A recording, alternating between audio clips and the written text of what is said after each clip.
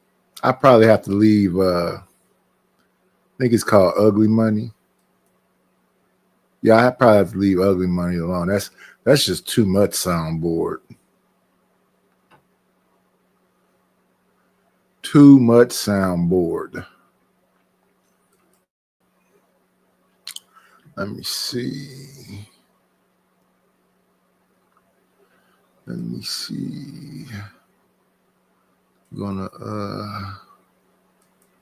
move on.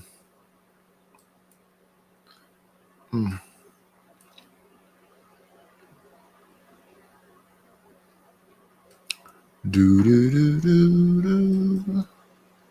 Do do do do do do do. Dun dun dun dun dun dun dun dun dun dun dun.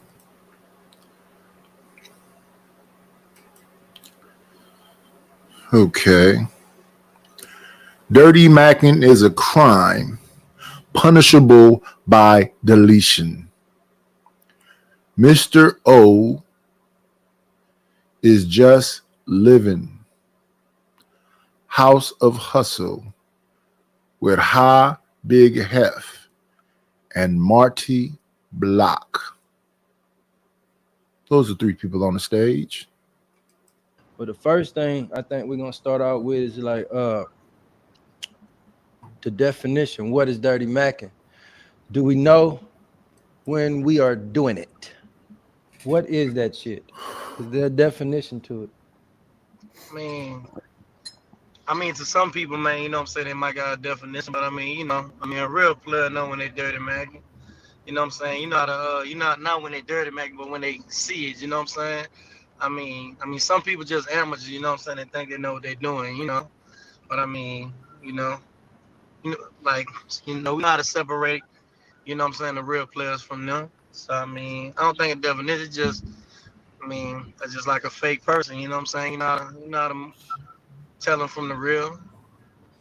Yeah, I had a lady tell me today. I did this show earlier on Over the Top WME with Colette Lewis, and she had just heard of the term like recently. She never even heard of it and knew what it was until it was explained to her. And maybe because she's a woman, but I don't know if it's something that people understand what's going on, if they even aware.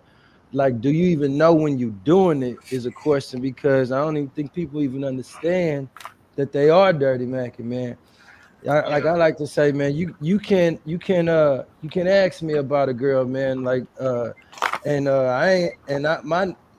man's name should never be in my mouth. You know what I'm saying? When it's two people trying to get to know each other, it's about you and that person, not about another man that you think may be some competition for you. So you want to shortstop him by doing a little hating, a little dirty man. Yeah. What you got to say here? I mean, is this something that you can successfully stay away from and avoid under all circumstances and predicaments? Or is it natural to have your emotions take over when the scenario isn't going the way that you would like it to? Is this completely avoidable? I mean, for sure it's avoidable. Like I say, we all know each other, you know what I'm saying? Like, I'm a type of person, if a girl wanted, you know what I'm saying? If I was trying to holler at a girl, you know what I'm saying? She ain't wanted me, said she wanted one of my partners, you know what I'm saying? I always throw it on, because eventually, you know what I'm saying, she come back in a circle, I never was that type of person. I know a lot of people that do that, but you know what I'm saying? Like I say, it's people that, that can't get it on their own, you know what I'm saying? They just, they gotta find ways, but not knowing it's gonna hurt them, but they don't care. They knew, like I said, they just, it's in their blood, you know what I'm saying? So like if you in a scenario where the trick the chick you popping at the chick you popping at, she is in a clearly and obviously bad deal, are you not allowed to speak on that in any way, shape, or form? Like, you just, you know what I'm saying? Like, you can't be honest at all? Because I feel like I'm trying not to bleed into another question, but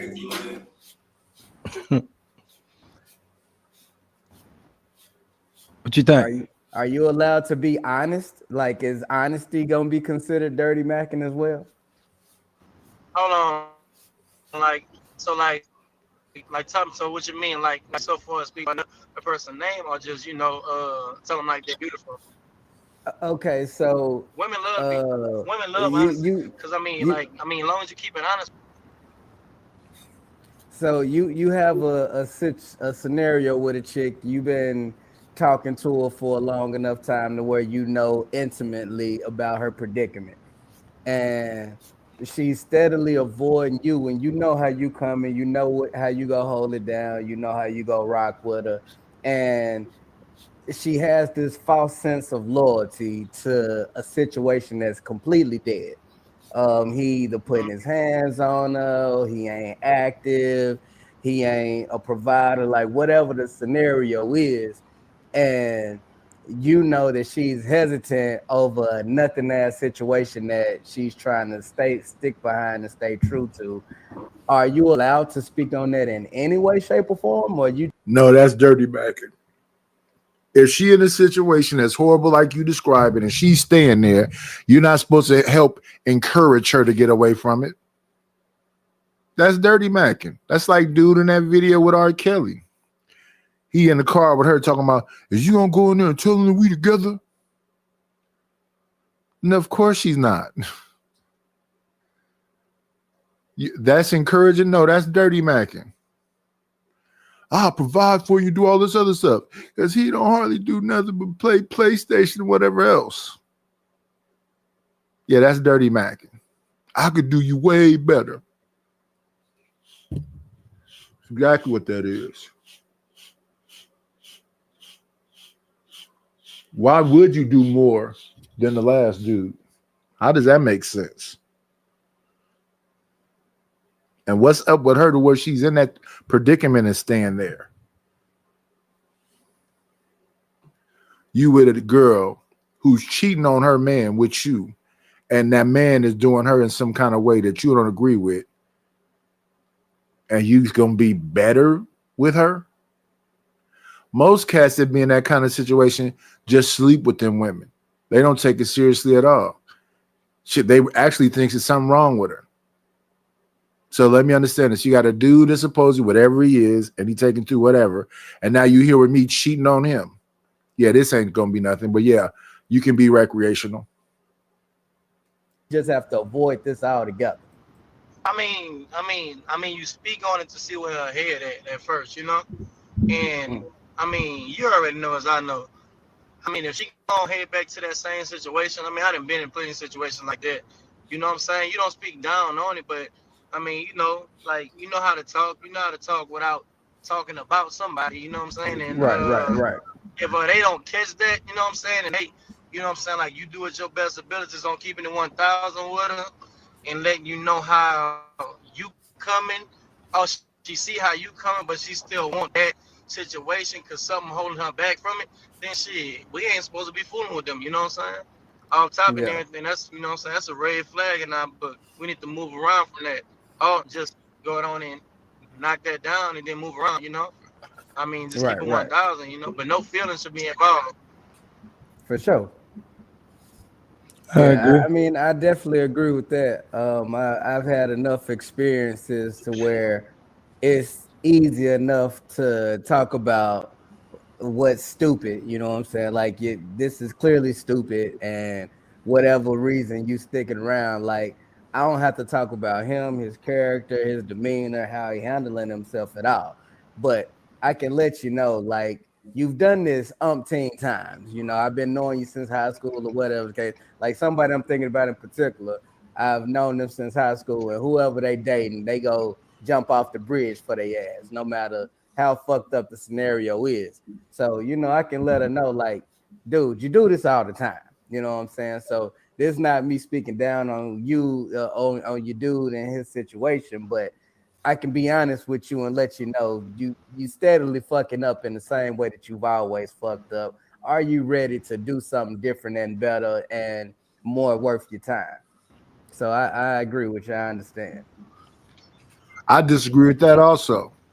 Yeah, in that sense, if I've been knowing you from high school and you keep getting the same dude no matter what, why would I say anything about that? You keep getting the same dude since high school.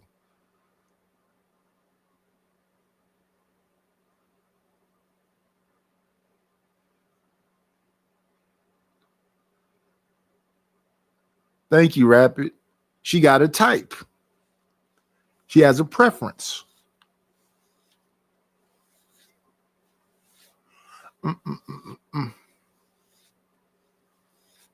Been the same dude since high school. She like some people say they grow up out of these phases and whatever else, and some people don't.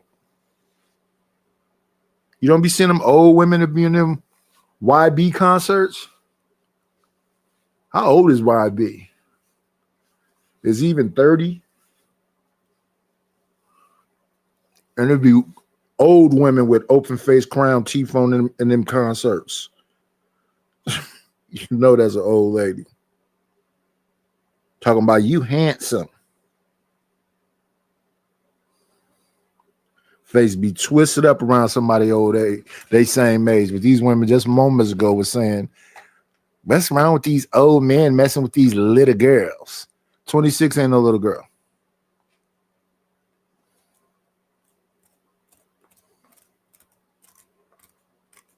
I forgot who that was up here telling me you shouldn't even get upset because when I was young, all I liked was old men. It wasn't nothing my daddy gonna tell me that's gonna make me.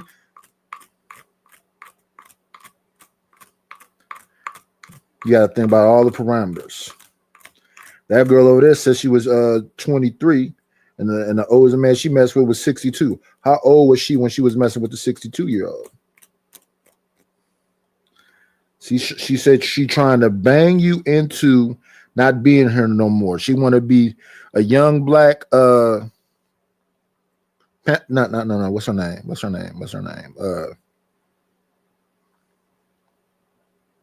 What's a fat white girl name that was with the 90-year-old and the kids fought her tooth and nail? She gone and the son gone. Anna Nicole Smith. Yeah,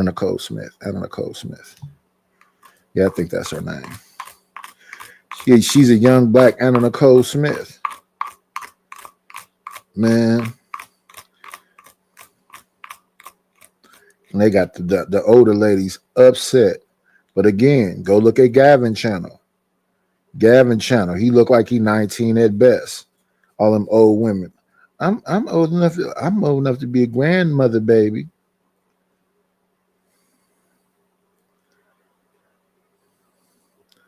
All of them have a little smile on their face. The fact that they're having a conversation in the first place.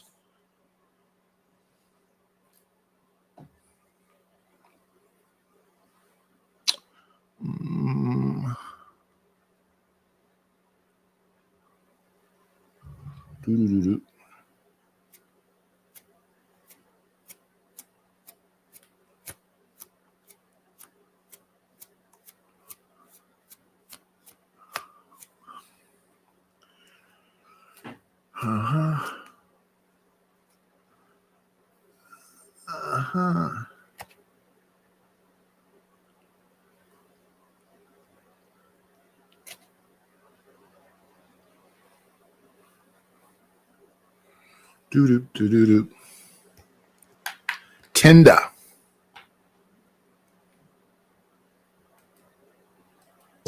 We could be dipping into a different question, but we kind of can tie that into two different understandings. I think we need to move to the next question. What is a dirty Mac? Well, take it away, Miss Doe. I think we lost Marty. I was cutting out. Y'all can hear me now? Nah, y'all good? Can y'all hear me now? I can hear you. Okay, talk to me. Y'all can hear y'all voice. Now y'all can go ahead. Something in the background. It's an echo. It's an echo of y'all. Dirty Mac was. That's gonna take us into these next questions. Does Dirty Mac make you a hater? Without a shadow of a motherfucking doubt. That's all you doing is hating, nigga. Man, you got some flour in you. You got some sugar in your tank for whatever reason. I ain't gonna lie, man. I you know, if we gonna be honest, nigga. It's a lot going on. It's a lot going on. Come on in. Plan, it's always a treat when players leave. Judge. No, she said she was 23 right now, and they asked her what's the oldest she dated, and she said 62. Wow, that is way too old for her. You know, right? Well, she said she trying to do something so he can, you know, be like the Anna Nicole Smith. You know, get him to sign some papers or something, and, you know, get him in the bed, and he can be, you know, doing something before he go. Because what other reason would that be? And then we got our whoever this imposter is in the chat calling themselves Sugar Bum, talking about she only mess with old cats for scratch. What's going on, Ronnie? What's going on, Max Payton? That's something YouTube is doing. So it's a virtual and a landscape. They both playing at the same time. It's just like that when I go in there. I guess you could choose one or the other. They recommend that you choose the two, though. So since they recommend it, I do the two. So YouTube is actually the one enforcing that, because I've seen it on a lot of channels lately, right? You'll have the horizontal and then you'll have the vertical kind of show, right? But they'll both be shooting at the same time. Well, they recommended it. Okay. So since they recommended it, just go along with it.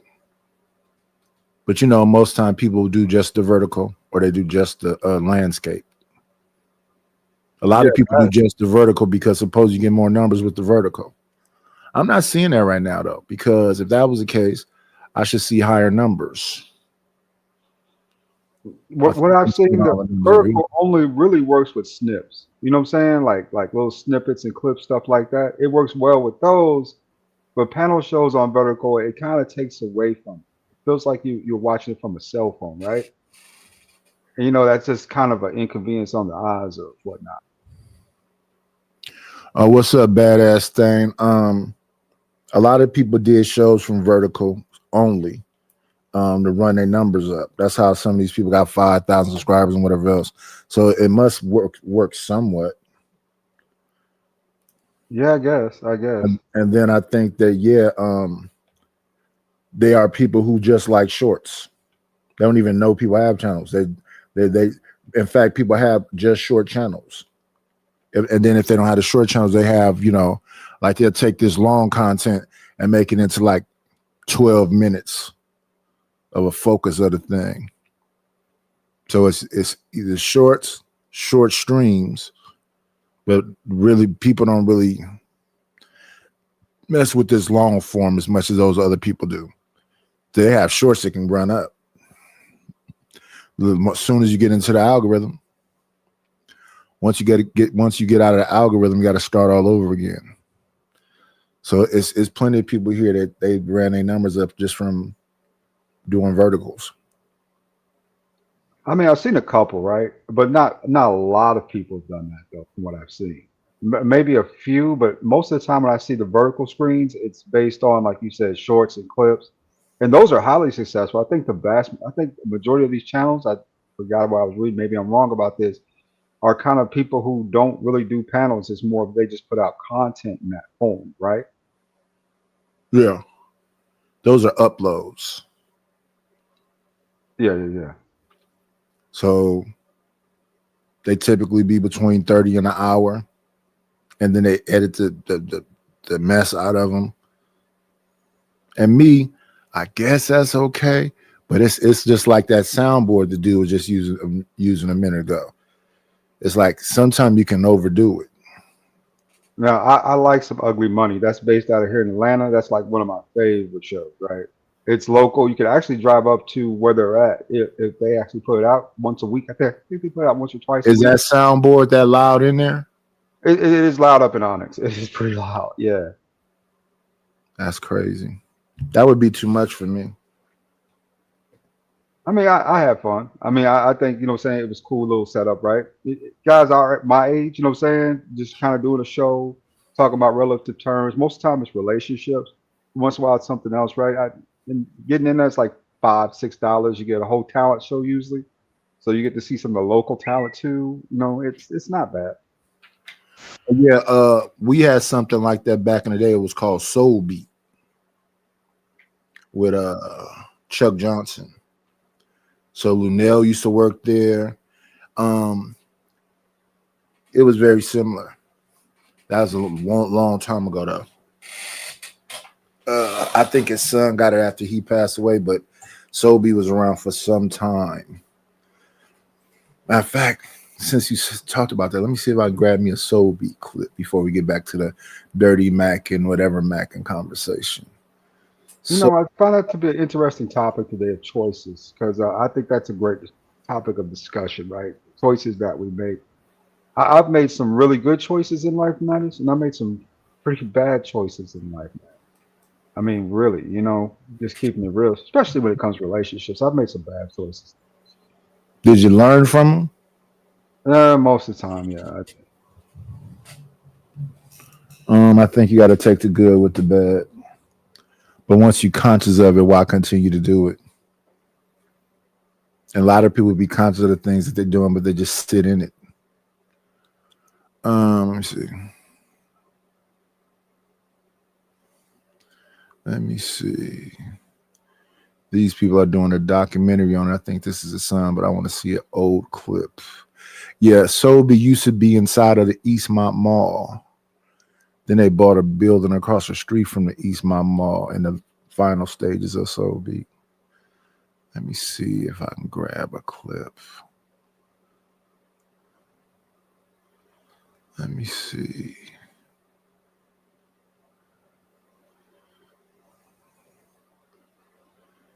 Before BET, there was Soul Beat. Let me see. I guess I'll grab this compilation. It'll kind of wrap up what it was.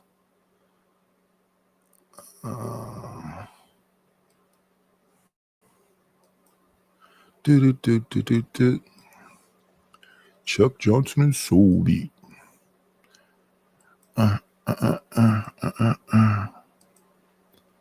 Let's see.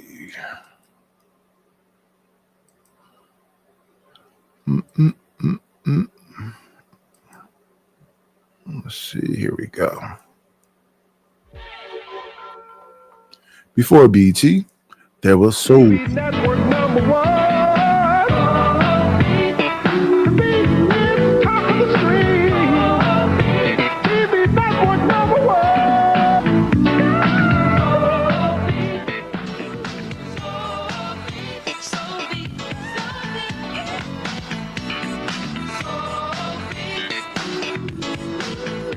We'll be right back after these messages on Soul Beat.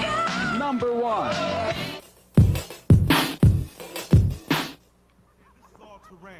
You know what I'm saying? We coming up out the underground, overground. You know what I'm saying? Why y'all stuck in the mud like tricycles and bikes? You know what I'm saying? We like big foot and land. That's 80 seconds. Smobbing on your style. Okay, they can go to 73rd. That's the Eastmont Mall. So we used to be inside of there. We still can attain the wisdom, not let they heads well when it dial with bang. You see my individual. I'm sure that that song would be some copywritten something. So that's Chuck Johnson with the gray sweatsuit on talking to Michael Jackson. That's an old way back. You go out and go in the villages. Whoever made this is the music in it that is going to be the issue.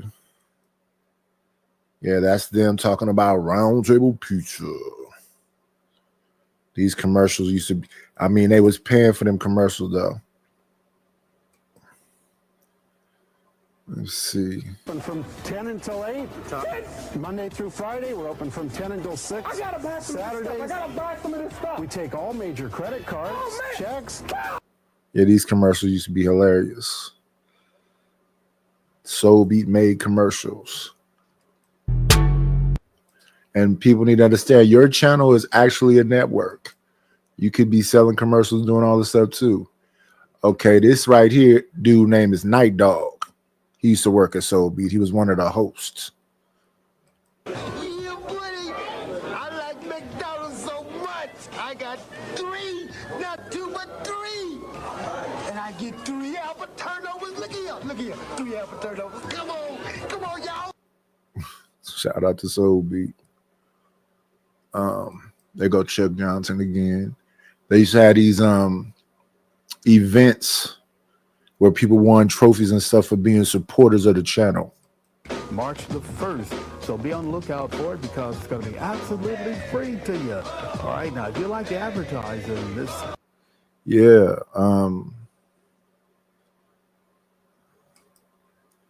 This is a cold compilation they got right here.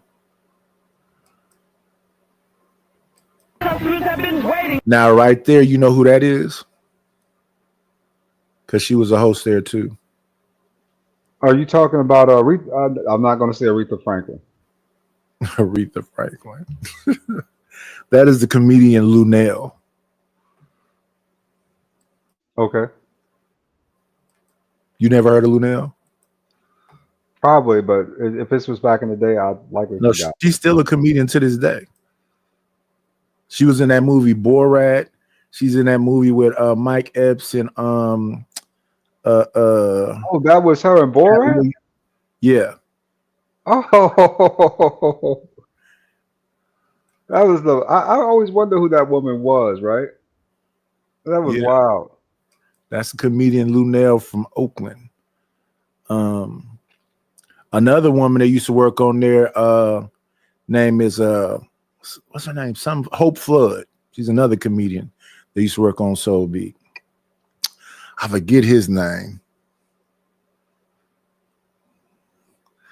I see they don't have a clip of Hope Flood on here. Yeah, shout out to Soul Beat. So Soul Beat was they took a storefront and they made it kind of like a studio where they could interview people. Then they would rent out ballrooms for people that had these Soul Beat balls where people won trophy for being supporters or people that bought advertisement on the channel and all other stuff. That was kind of like you being a member, and that was one of your perks. So Berkeley, Oakland, Piedmont, Emeryville, Hercules, El Cerrito, Richmond, Compton, Inglewood, and Sonoma. Detroit, Michigan. Yeah, I worked at Soul Beat for approximately 2 days. Really? What was you doing up in there? Hosting a show, playing videos. Yep. Like in 2000 and I want to say 2005, maybe. Okay. Let me see. Let's get back to the Mac talk, the player talk, the dirty Mac and stuff. The Soul Beat thing is pretty dope, actually. It's really dope. Y'all had that up in Oakland? If they could have appreciated it a little bit more. Well, you know how some folks is, Nightish. They don't, understand what they have until it's gone. Yeah. We all been there. But he lasted for quite some time. He made some decent money. Everybody knowing me. He won awards from the city and all this other different stuff mainly because of the earlier Soul Beat stuff when big celebrities was coming in there. You can tell the F's on the report card. It's been a time when I wasn't who I am today, and I definitely was upset in my feelings behind a woman that I wanted that chose somebody else after me. I remember my ex.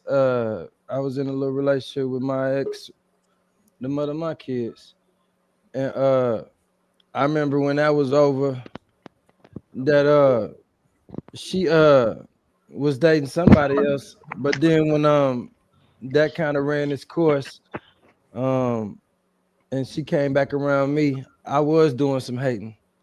I was making little innuendos about he played rugby. I would always take little shots on the cool. He wasn't even there, but the fact that he had her in between that time, and I guess I felt the way.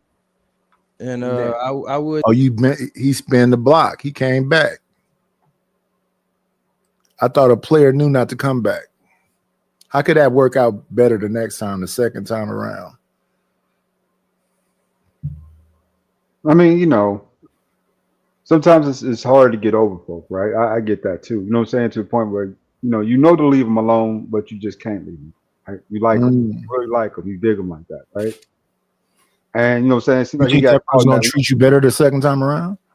It's a risk, but the probability is pretty low most of the time. You're right.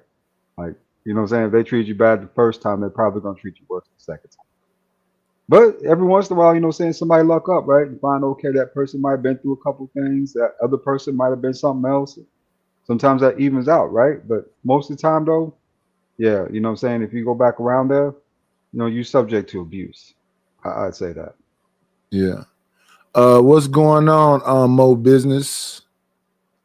Is that the name? Let me see. Yeah, Mo Business. I guess after overtime or something, maybe you can go back, but you can't go right back. Like, say y'all was messing with each other in your 20s, and then y'all meet back up each other when y'all were in your late 30s, early 40s. There might be some growth. But to go right back while people still in their whatever frame they're in. The way I see it is that it's like the topic says, choices, right? And decisions at that point.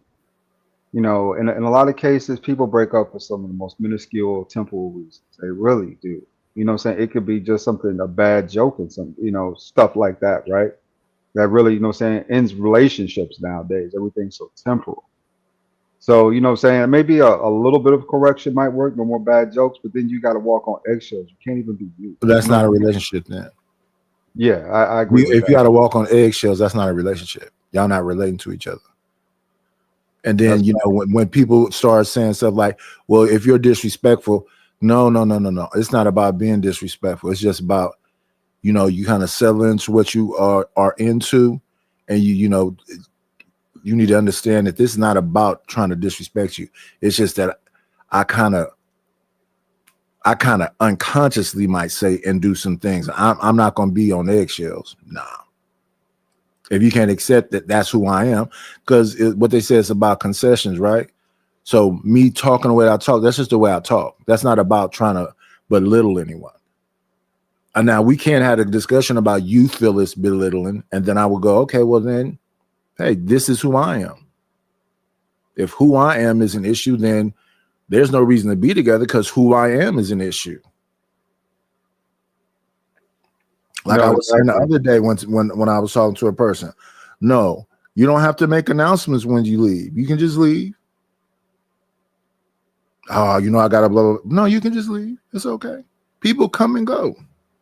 When I leave panels, I just hit the red button. If you let me back, cool. I have my family hear me up one time and say, why do you just leave? And you try to be kind of like, but it's lying. That's why I have to start being honest with people. It's lying. I leave because I think that this stuff is like superficial. It's different when you feel welcomed in and wanted versus feeling like you're tolerated.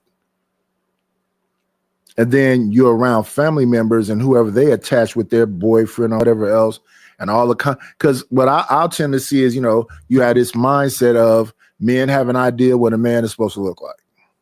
If you don't fit their idea of what a man is supposed to look like, then you got some explaining to do. I'm not finna explain nothing. Brother, you don't work out. I'm not finna go through all of that. You could say that to me once or twice. I'm not finna keep listening to that. It's a way you do things. Yeah, I believe I'm a firm believer in that. That person and you both need full agency, right? Love's supposed to cover a multitude of sin. You know what I'm saying? Even some mistakes right along the way. But you know what I'm saying? In this days and age, it's like you said, if you don't fit a certain sort of profile, right, when it comes to being a man, most of these women are just, I mean, it's almost auto rejection for a lot of these women, right? If they see that you don't look like that dude, you are done. Nevertheless, what you say. And if you say something stupid, they gone. Oh, I'm gonna say stuff stupid. I'm gonna look the way I look. Yeah, me too. I and, can't help it. and there's no way that somebody know me and don't already know that. That's why lots of my family members and so-called friends say I be talking crazy. I said, no, I be talking freely. What do you mean? If you had a freedom of speech, and I'm telling you that I'm not trying to like disrespect you or anything. Like I was on one of these panels the other day and somebody said something. I said, well, that's goofy. Oh, if you're going to be disrespectful, just drop him. I didn't say you were goofy. I don't know who you are. I'm saying that statement is goofy. Do you understand how the English language works? I'm not trying to disrespect you. I came up there and said those words verbatim. Then he said something else goofy. I said, that's goofy. Drop him. He not learning. I'm not going to learn. If you say something that's goofy, I'm going to call it goofy. And what is such a big deal about the word goofy? I don't know. It's just a funny little word to me. I mean, to me, it's a light descriptor. I mean, you know what I'm saying? For some people, they take it as an insult in this day and age. But I remember when somebody Those called are me sensitive. goofy, it was just funny. Yeah. Right. Those are sensitive and dangerous people. Yeah, I believe that too. It's like, wow, that got you upset. Somebody called you goofy. You know what I'm saying? So I mean, even dumb, right? I can. Yeah. And that's the thing. I specifically told him, I'm not calling you goofy. I don't really attack people. I might attack your argument. I'm saying the statement, the argument that, because this thing, I guess they're like a scent panel or whatever. So they had some women over there and they say, we don't even put our cash up. We let the women come over here and put their cash up on our channel. I'm like, oh, you know, that's your preference. It's your channel. Do what you want to do. And we think that that's where you're going into the goofy line. You mean to tell me I'm working on the channel all this time and doing all this stuff so I don't even get no monetization from it? I'm gonna just drop my name all together, and if it's a woman somewhere around, let her put her cash up here. Now, what am I supposed to be doing? Why am I hosting it? Yeah, we always do it, and we think if you can't completely provide and do X, Y, and Z, I say, yeah, that's goof. That's a goofy conversation to me. We're at a time where you need both people's income, and even some people that's in that situation still need more money. The majority of us are poor. Nightish, what happened to love? I miss love. You know what I'm saying? Love, man. We work together, we build. Nobody perfect, you know what I'm saying? But we together, right? In a good, solid relationship and raising a family. You know, I ain't stepping out on you. We doing good together. We living life. You know, right? I accept you for who you are. You accept me for who I am. What happened to love, man? Based on the argument you saw me playing back from when I was on Freeze channel, the grandparents, or a lot of time they say the grandmother, told them that the marriage wasn't love. It never was love. And they didn't feel loved. And they felt unappreciated and unprotected. That's not true.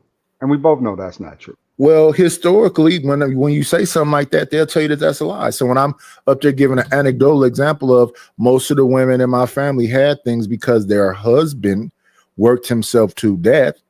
That's why we didn't see our great grandfather and grandfather, because they was gone young. And it was at a time where was these women getting all this money from when they couldn't work? They couldn't vote. So when you just tell them historical stuff, they go, that's bullshit. How you gonna tell me that? How does that make sense to you? Well, black women always worked. Cool. They worked their jobs. They didn't have careers. So when I say to somebody, my wife was salaried, they don't understand what that means. That means that when you're on salary, they can call you any time of the day. I like to refer to, like entertainment so they can understand. I said the Cosby Show. Remember, Cosby was on salary. So he could be at home at night and the phone ring. He got to go deliver a baby. That's what a salaried worker is. So how are you having a family when your job is just all over the place?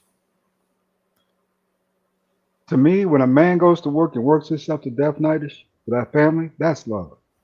To me, when that woman sits at home and raises those kids and waits for that man to get off of all those jobs, that's love. You know, right? It was I don't know. about. I think sometimes that's pimping. I know some women that just okay, you drive that truck, go ahead, cool, and you coming home and you completely tired, okay, and I'm probably make a sandwich or whatever else, and get you right back in that truck because I want the money. I'm not so much concerned about you. How can we build a bond when you ain't never here? And I know women like that. They don't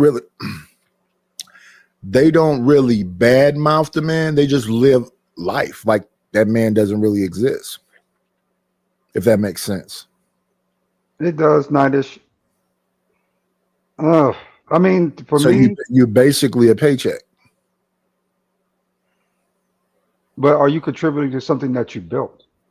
Even if you say it like that, right?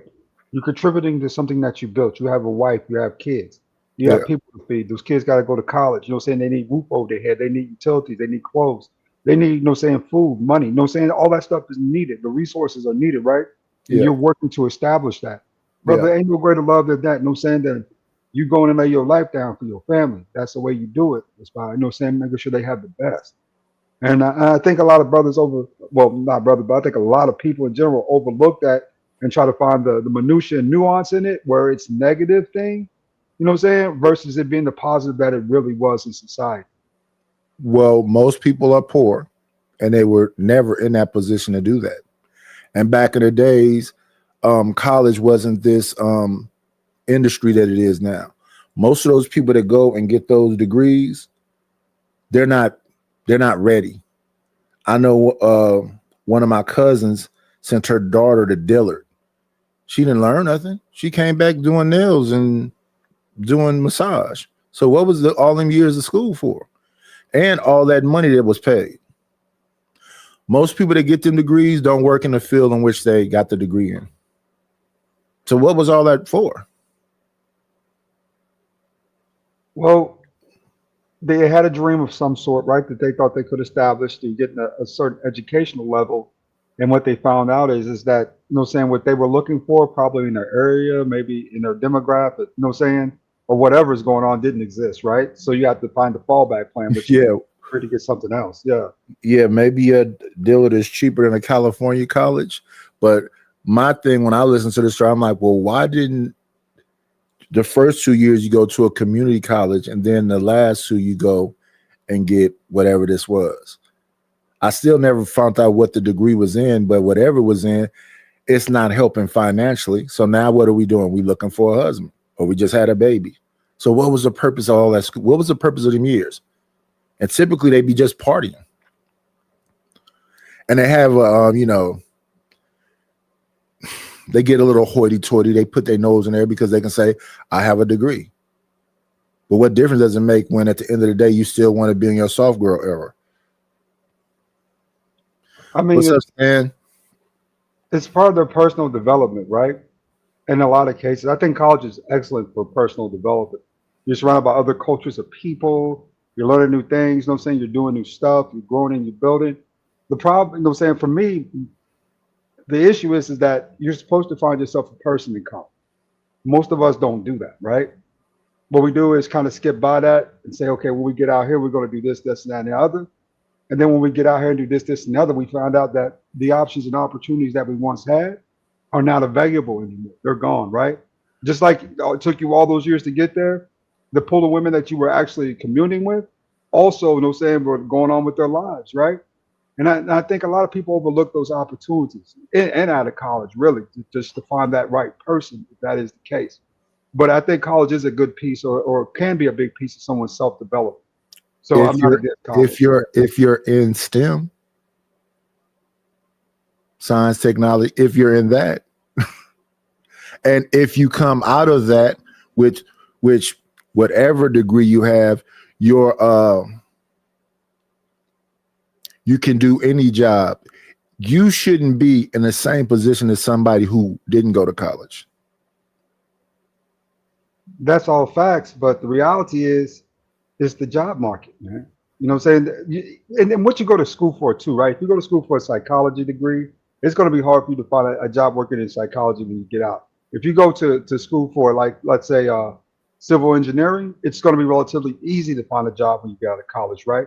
It really depends on the major and what you're actually trying to do. That's not my point. My point is all these motherfuckers wouldn't spend all that money and they don't have jobs that can pay back the student loans. So you just wasted your fucking time. You can network and do all the shit that you're talking about. If at the end of the day, your ass is on the same fucking side of me at fucking Home Depot, what did you go to school for? I'm not talking about the successes, and the successes are a minority. I be wishing people really listen to what I'm saying. It's too many people with degrees working at fucking Rayleigh's and Whole Food. What did you go to school for? How much of a degree do you need to work at a job that somebody that has a high school diploma can get? So when you hear people that say, I'm educated, blah, blah, blah, and these people is coming here and taking my job, how can they take your job when you got the education? How's that possible? How are you on the same field?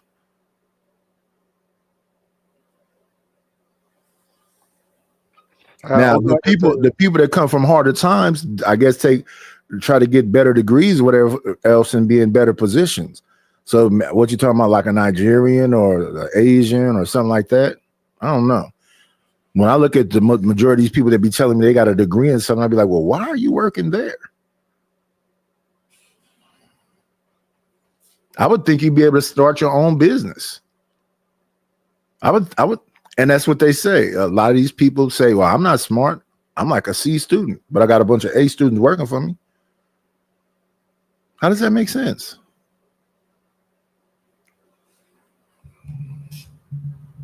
It's hard to factor it in, and I can't come up with a reasonable response for that. I mean, the only thing I can say is job market at that point, because like you said, you're right.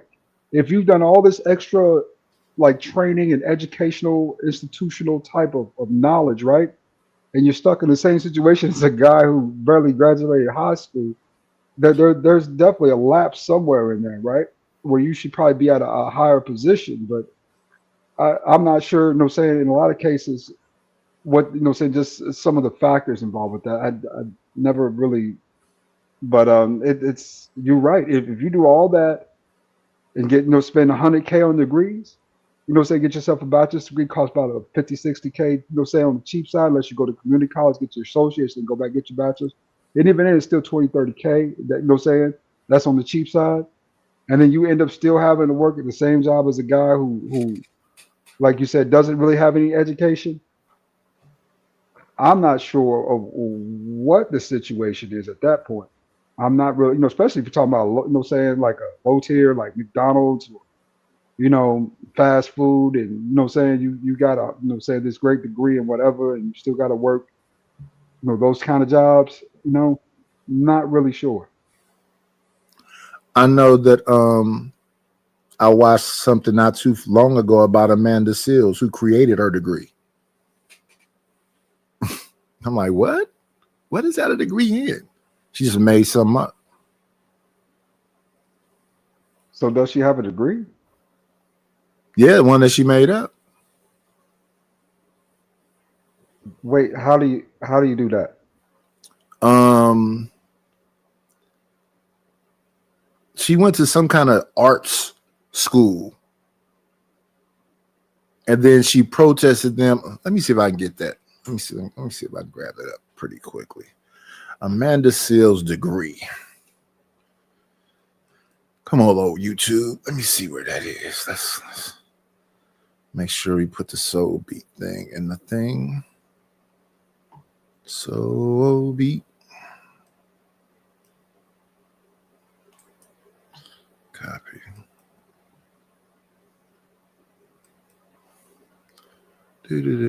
I know that that Soul Beat editing and stuff never got clear. It was always blurry like that. Amanda Seales. Let me see. Hey, nice. I get 2 shows this month. Yes, sir. Okay. Let me see if I come up with some. Do y'all look at the community page ever? The posts? Well, probably not as often as I should, but let me go to the community page. Well, I put it in there early today because this is a new channel, but it's the same as the old one. The old channel that's been on there for probably a year or more. Let me see. Amanda Seals. I'm looking at the post page now. Okay, you said the community page on the other channel. No, this channel.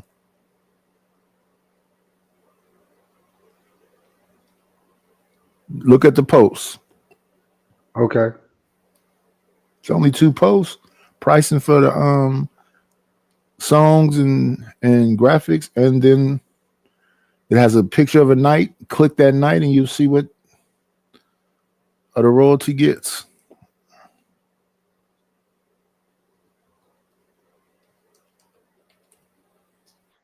Wow, you did write a nice little paragraph over there, didn't you? Being a woman in the journey, Amanda Seals, 20 verse 1. Therapist breaks down Amanda Seals on Club Shay Shay. Wow, I did not know I get to kick 2 people off the panel and in the chat if I choose to during the month. That is nice. No, each show. If somebody come up here acting the fool today, if you hear tomorrow, whenever you're on the show, if somebody interrupt you, cutting you off, somebody insulting you in the chat, yeah. Wow. It just can't abuse it like Truth was doing the other day. We're gonna have to take a little bit of something from people. We can't just drop everybody because we're not liking what they're saying, but we can drop them. Okay, but it has to be within reason, right? That's what you're saying. You can't be on. You could drop them just because you feel like dropping them. You don't have to do nothing. That is nice. What's the purpose of being royalty when you can't have no fun? Well, you know, depends on how you want to run your channel, right? Might be some. There we go. Might be some stipulations to it. No, these people would be trolling.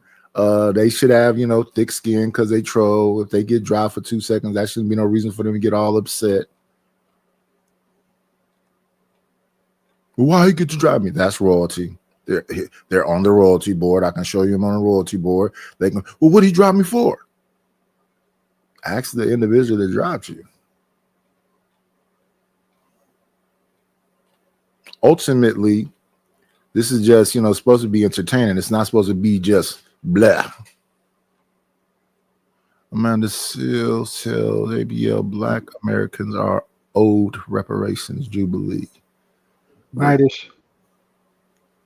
I have made so many horrible decisions in the love game, man. Choosing the wrong broad, man, just crazy. How do you make that? What brings you into that type of situation? Blind faith, cold approach. Cold approach sometimes it is online, right? You know what I'm saying? Like I used to do the online dating back in the day of Black Planet, Yahoo chats and stuff like that. I worked up to Tinder. I got to the Tinder phase of it, 2013, 2014, and I finally got burnt out on it. I was like, I just don't like this, right? I thought those people were just prostitutes. No, not at all, man. Most of those women were just single, lonely women looking for a friend. You know what I'm saying? Somebody to talk to. So here's the thing: if they're single and lonely, why would they mess up something if they get somebody? Did you ever wonder that or ask them that? Yeah, it's most of it's like how do you say it? Men aren't the only ones who struggle with relationships. Women struggle being in relationships even more so in a lot of cases.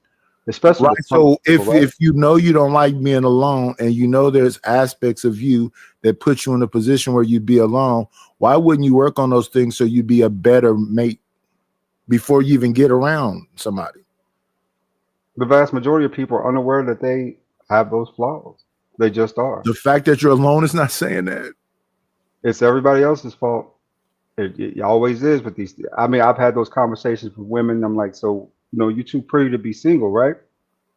And what you get in response is, oh, you know what I'm saying, this, that, and the other, this dude, that dude, you know what I'm saying, this happened, that happened, you know, all this other stuff. And what I hear in the back of my head is that she can't get along.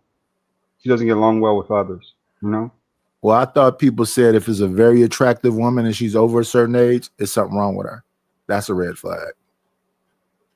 Because as you said, she too pretty to be alone. So why is she? Yeah. And I see a lot of pretty women that's alone. They pretty, they sound intelligent, but then you get to listening to different private chats and whatever else.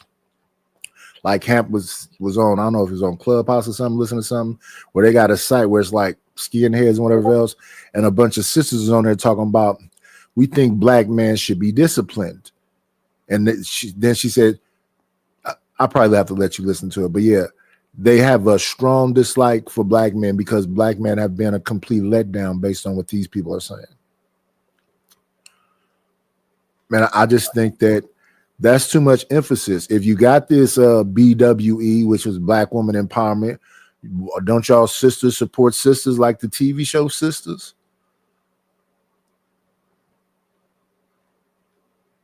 So based on that being the case, I thought y'all don't need no man. Why the anger? I think that a lot of these ladies are just crazily disappointed by their experiences in life, man. You gotta understand that when men go through stuff, we tend to wash it off, right? It's this, that, and the other. We'll be just fine in our head spaces and everything. We good to go. Yeah, some. But women, when stuff happens to them, I mean, some of women are sensitive creatures. They really are. Right? So when something like that happens to them, it just kind of sticks with them, right? It really does. It sticks with them. They remember for years and years and years and years and years. Versus us, we went a couple bad days. This happened, that, and the other. We forget in a couple weeks. You know what I'm saying? We aren't about our lives, right? So, and I mean, let's also be honest too. The reason why you say why are these pretty single women alone? Why saying successful men alone, right? Because let's be honest. I have some immaturity issues sometimes. You know what I'm saying? I can be a little immature. And that's just being honest, right? Nobody here is perfect. And that's why I was bringing up earlier. What happened to the love, though? You know what I'm saying? Where I could accept some of your They're saying that it never existed. That's what I said. That's what I heard him say. It never existed. It was a facade. Love is for children. It's not. Love is a real thing. You know what I'm saying? I mean, so is it a facade when your tire goes flat 2 or 3 o'clock in the morning and I pull up to help you change your tire? You know what I'm saying? I go out there with you, Nicole, and we out there together. Is that really a facade? If the attitude is any man could do that, I can call all kind of men to do that. It's kind of taking men for granted. But you called me and I showed up. Doesn't that count for something? Evidently not. Because if it did, it would be a lot of women on there talking about there's lots of great men and they would be paired up with the men. But they saying they'll choose the bear. I thought that was a comedy skit. I'm quite sure women in reality. They all start off as skits. You see what I'm saying? They start off as skits. But then those individuals then think about, if that was a real choice. And then they start talking about it.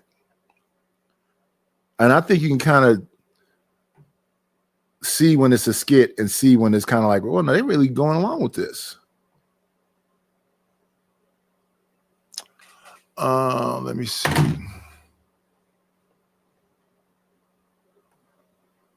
Let me see.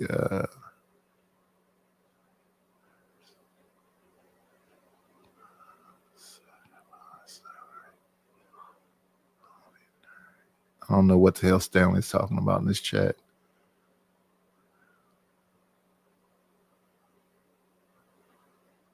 What was you and Stanley going at it for yesterday? Anyway, I stopped there for a quick second in between a meeting, right? And y'all two were going back and forth. And I'm like, what is going on here? These are the, you know what I'm saying? These are supposed to be the wise men fighting. You know what I'm saying? No, no, no, no. Why is it like, We wasn't going back and forth. I just was trying to say something. He didn't want me to talk. really? Yeah. I don't even want to ask what y'all was talking about. I don't remember. I know I just was trying to say, let me say this first before you go, and he didn't want me to talk. But yeah, I don't remember either. I don't even trip off stuff like that. No, that's what I like about it. But in the moment, he didn't want me to talk. That's one thing I love about your shows, Nidus, is that you don't take it personal, right? It's about whatever it is. It gets on your nerves, I can see that, but you never carry it with you. You know what I'm saying? You don't have it on your shoulder. You know what I'm saying? You don't talk about it every day. It's just something that happens. And you know what I'm saying? That's one thing I admire about you, that you can wash this stuff off. You know what I'm saying? Some people hold on to it. Oh yeah, well, all the people that have the fake issues with me want to talk to me every 2 seconds. So the other day I was on Izzy channel and Drip wanted to talk to me about whatever he was talking about. I don't pay no attention to them people.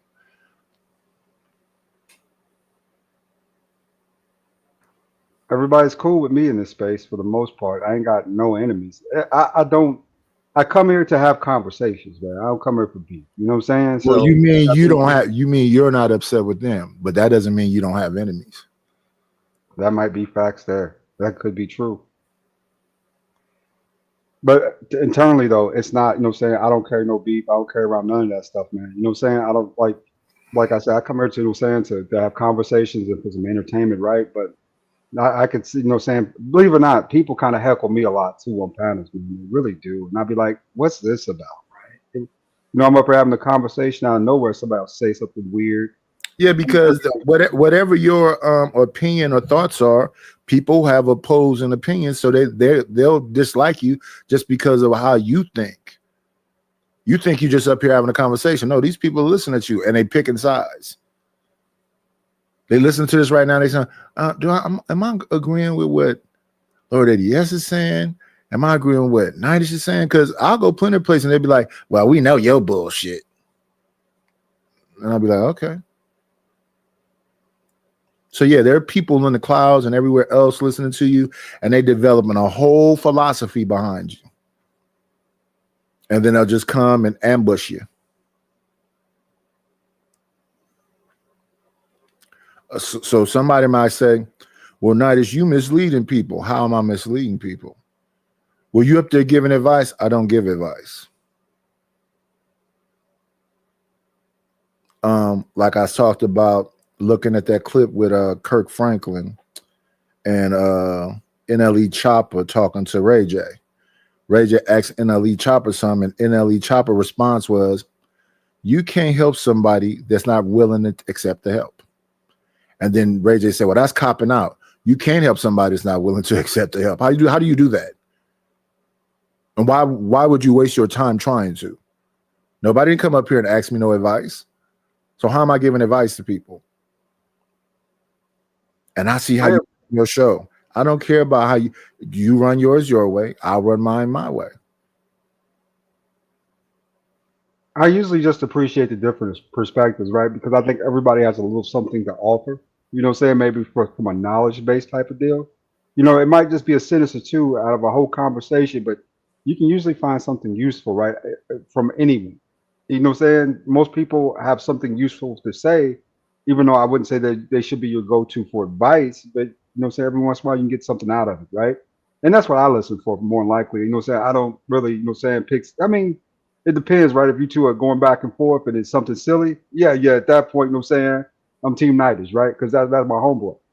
But just on a general conversation, I appreciate the different perspectives that people give off, right? I tend to listen to folks. So I try to, but to me, it's about from what perspective are you coming from? What a lot of people like to do is like, they have a lot of stuff to say. Start a channel.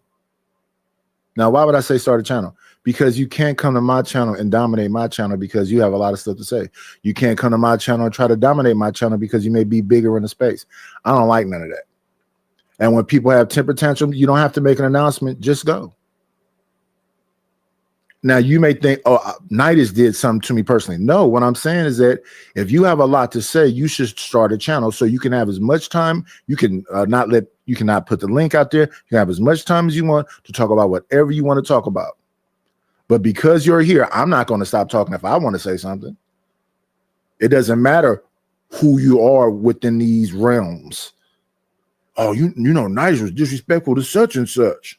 What? Or I'm on a panel and somebody is a bigger name in the space and they want to say something stupid to me. A lot of times, sometimes I'll go into the back and forth, and sometimes I'll go, now let me understand this. You got a problem because I laughed? Yeah, because this is serious. To you. To you. Well, what you mean when you say to me, what do you mean? I mean, I've been listening to these people in these spaces talk for years, actually giving you advice, telling you about the books that they read, telling you about how they did it in real life, how it can work and all this other stuff. And they're still here. So it's more money in the medicine than the cure. So you think these people trying to cure you? You think somebody trying to cure you to tell you stop messing with these women? What's the alternative? To die alone with nothing to show for it but luxury. When somebody has all the things that's wrong with the opposite sex, whether it's the women that got all the things that's wrong with the men, or it's the men that got all the things that's wrong with the women, how is that solving anything? It's like yeah, but there are people on multiple panels just waiting to hear somebody cuss a woman out, or waiting to hear a woman cuss a man out, or waiting to hear about all the years where black men wasn't shit, or waiting to hear about all the years that black women wasn't shit. I don't be doing that. It takes it back now to what I first mentioned. Where is the love? Love. Those people that saying all the things that's wrong with the women is saying it never was none. And those people that saying all the things that's wrong with the men is saying it never was no love. It was always a facade. That's brother. People are not trying to get with you for love. People are trying to get with you so you can be this idea of what they think a man is supposed to be. Now, they ask literally, can I be in my soft girl ever? Can I rest? Can I not be bothered while you do everything? Are you capable of doing that? And they may say it to you aggressively like that. Would you take that on? Now, that's what I've learned in life is most people talk, that's their defense mechanism, right? They talk about this high grandiose stuff they want. You know, saying that they think that this is their baseline, this is their standard. In reality, once you actually get to know that person, you find out in most cases that she's nothing like that. Bro. You know what I'm saying? I'm not finna try to find out if you're nothing like that. I'm gonna go along with what you said. Yeah, you know. I'm not trying to convince you of a damn thing. Hell no. If that's what you want, then I'm not that guy, and I don't want to waste your time. That's the problem, Nidus. People don't know who is the right person for them, right? Everyone thinks it's going to be this magical encounter, right, in life where they walk into somebody that plays out like a movie script. In reality, those are the lucky ones who get, saying that type of fruition from heaven, right? That type of divinity over their lives. Most people, it's about coexisting, cohabitating, right, and figuring out who they are, with that person, right? And they never really had a real thing with you. They just need you for a thing for a moment, and then after they get to know you, they realize they never did like you. You just was something that was needed for that moment. So that's why I say that's the people are doing exactly what you just said. And that's why they're saying it never was no love. What it actually was going on is that they were tolerating you because they needed you for a season. Nice. That right there is, how do you say it? That's dark. I don't know. It may sound dark, but if I'm listening to these people the proper way and I'm understanding what they're saying, my grandmother told me to always have a little money. And so you're waiting for the other shoe to drop. So that means you could get into this relationship in bad faith from the beginning. And it had nothing to do with me. It had a lot to do with your grandmother telling you, you don't know what these men gonna do. And then she's telling you this woe me story because she's saying that thing you believe that was his great family wasn't because your granddad did this. I'm literally listening to these people say that. That's what they're saying on these panels. That's what the argument that Scam Likely was having with me. Nightish, you just saying bullshit. There never was that. And you know, this is the dust. I'm like, what are you talking about? Scam Likely? Of all people, you listen to Scam Likely. The It's nigga's name is Scam Likely. It's not about, and see, when we having conversation, you got to understand what I'm saying. I'm saying, you know, Scam, right? Yes, I've been on Freezy's panels with Scam Likely and his Right. says. Do you hear the women go, yes, yes, yes, yes, yes, when he's talking? No, not really. Because Yes, they do say that. Scam be trying to, like you said, kind of pander, right? A little bit to the women. He does a lot of that simple stuff when it comes to these feminist values. What I've learned in the chat is that most women don't really agree with him as much. They don't, because he takes it too far to the left. He's not balanced or central. Women like balance. That's what they really want. I don't believe that. I believe women like chaos. And you balance it out. How do you balance out chaos? Never get too high, never get too low, right? The man's supposed to be stable in his emotions and his logic and his thinking. No matter what the woman is screaming about, you got to realize one thing off the top, that she's probably just being emotional about a situation and overreacting, right? So as the man, you look into it, you listen to her, get the information, understand where she's coming from. And then from there, you know what I'm saying, have that talk to kind of put her back down to a normal state, right? Because as long as those feelings are I don't want to do that. hard to communicate with. Yeah, I don't want to do that. What's up, Chop? I don't want to do that. Even when you see these women act unstable on this panel, I don't want to do that. I don't want to handle you. I don't want to raise you. I'm not a therapist. Well, relationships, you got to work on them. If I got to work on it, that's not a relationship. Relationship, the root word is relate. You're supposed to understand my temperament. I'm supposed to understand your temperament. We're supposed to be working for working towards a common goal. So how will we understand each other's temperament, working towards a common goal, but going after each other? How does that work out? Well, it takes a little while for people to adjust to other folks and to settle in too. Also be mindful. Right, so you should stay alone until you're at a point where you can actually be there for other people. That's why the conversation earlier about Kevin Gates and this 26-year-old girl he with, I understand that Kevin Gates say he all over the place when it comes to sexuality. So there's that. But at the same time, you got a bunch of women who are his age talking about how wrong he is. But when it's flipped around and Stella's getting her groove back, you think she really care about that young boy, or is she using him? Like they say, the older man is using the younger woman. Two are playing the same game. So why are you crucial or judgmental about the person that's your twin? I'm going to be honest with you now. This last time I had this conversation was on another panel, and I called it game. Who got game, right? I brought up a lot of different scenarios and examples in that situation, and a lot of people kind of got into an uproar about those examples, right? So, you know what I'm saying? It is what it is, you know? But Kevin Gates, though? Yeah, but what I'm talking about is she's 26 and he's 39. She's over the age of 25. That's not he's 40 and she's 19. Now, is that legal? Yes, but she's 19. I said up here when that whole stuff was going on for that little week or two, which has been going on for a lot of years we've been here because everybody's been called that at some point or another. I said back then, over the age of 25, then everything is groovy.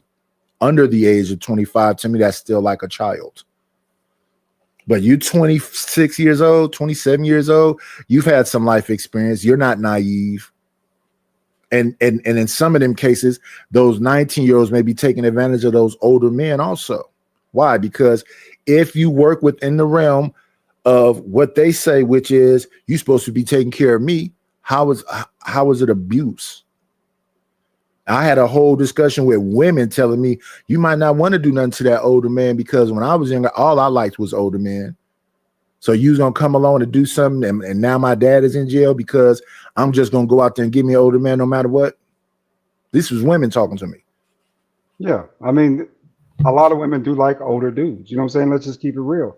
The 40s and 50s ain't what they once was 25, 30 years ago, where you was actually an old man in your 40s and 50s, right? You know what I'm saying? You're starting to have all types of issues, weight challenges, your hair falling out, all that other stuff, you're losing teeth, all that other stuff. You know what I'm saying? There's so many medical breakthroughs nowadays that even a guy in his late 50s can literally function like he's 20 something years old, you know, from a physical perspective. Yeah, I don't give a fuck about none of that. That's never what I be talking about. I don't give a shit if you're perfectly healthy. That has nothing to do with what I'm talking about. When I'm talking about, you have a lot of these people come up here and say they're leaders and alpha males and all this other bullshit, and then they tell you a bunch of stuff. They'd be like, what? So let me understand you. Because you're this leader and you're this alpha male, there are no rules for you. Because that's practically what they're saying. Yeah, I listened to some of that hogwash up there, you know, saying about this alpha male leadership and this is what they're going to do, and the woman has to acquiesce to what they need her to do, and all this kind of like militant perspective, right? Doesn't seem very organic. I mean, I let that roll off my shoulders because I know that's just fronting. That's fronting, bro. Well, so when you're talking about love, there you go. If you got somebody to think, I got my money together, I'm physically fit, I'm a catch. But I don't want no woman my age. Why would I go? Why would I want to use vehicle? They literally say what they're saying. I want somebody I can mold. I can shape their mind. Which takes it back to the part of the conversation is why would you be around someone who is a little emotionally stable and, you know, saying maybe a little all over the place, right? That's the reason, because she has potential and you see that you can mold her into something that you would like for her to be. There's potential there for her to be, you know, saying, how do you say it? Though, say a good woman for you, right? There's potential there, maybe a ton of potential there at that point in time. But you have to be cognizant and careful, though, of, like you said, people change. You know what I'm saying? People just change, right? So when those changes happen, are you gonna be able to hold through those currents, especially as an older dude? You know what I'm saying? If she in her 20s and you in your 40s, you know, when she starts to mature and mature a little more and grow to who she is, she's likely to see you different, especially if she's got friends, younger friends, and they got younger boyfriends and husbands, and she's surrounded by, folks, right? She got her own people. Then it's hard to, I would say, how you adjust to those changes because they're constant at that point, right? But there's potential there for, What changes are constant? Her perspective, right, and how she sees things about you, right? Her being around you every day, seeing who you are every day as the older guy. You might look young, but you got gray, right? You might, you might feel young, but your knee hurt. That type of stuff to them, is those are key signs to women that you are an older male. That's a constant reminder of how old you are, right? Right. So that's my point. I hope people listen to themselves talk. So basically, she don't really mess with you like that. She is not. She's indecisive. So let's go along with the little fake scenario that they're talking about right now with Kevin Gates and this 26-year-old. Do you really care about him? And look somebody who is that just said that? Chalk said a nurse wife. If he's physically fit at 50, what nursing is she doing? None. She's actually just with a healthy man at that point. But I mean, Chalk is cool. You know how they be though. These women, they love. I don't think nobody is cool, really. I don't really think anybody is. I mean, because cool means something to me, and I don't think none of these people are really cool. I think these people are really like childish, really immature, and they just act cool. I will agree with some of that. But that includes me too, Nightish. I can be a little immature too. I'm including me as well. I'm not taking me out of the scenario. But does it make them, saying bad though? It doesn't make them bad. It can. It can. It's the kind of spoiled entitlement that kind of gets on my nerves with some, some people. I'm not even talking about spoiled entitlement, because let's go along with this philosophy. These are the older women who will sometimes say, I have a great dad. I have a great brother. I know great guys, but she alone. She goes to church. She knows church guys, but she's alone. She's in corporate America. She knows corporate guys, but she's alone. They'll say, I know guys that are just amazing. They're just not my guy. And she'll tell you about all the great guys she was with, but just wasn't her guy. Think about that. I do. I listen to that. And in the back of my head, I think to myself, this is a person who can't get out of their own head, right? Can't get out of their own way. I don't think they can't get out of their own head. They just gonna have fun with different dudes. They're just gonna get their little bag, wait till he open the door and do all of the right stuff, and then move on to the next one. And keep doing that. It's the man store. Remember that story about the man store? On this floor, the dudes is packing. On this floor, they packing and they'll wash dishes. On this floor, they packing and they'll wash dishes, and they can have your insurance together. On this floor, and every time they walk out the top of the roof, there's no more floors.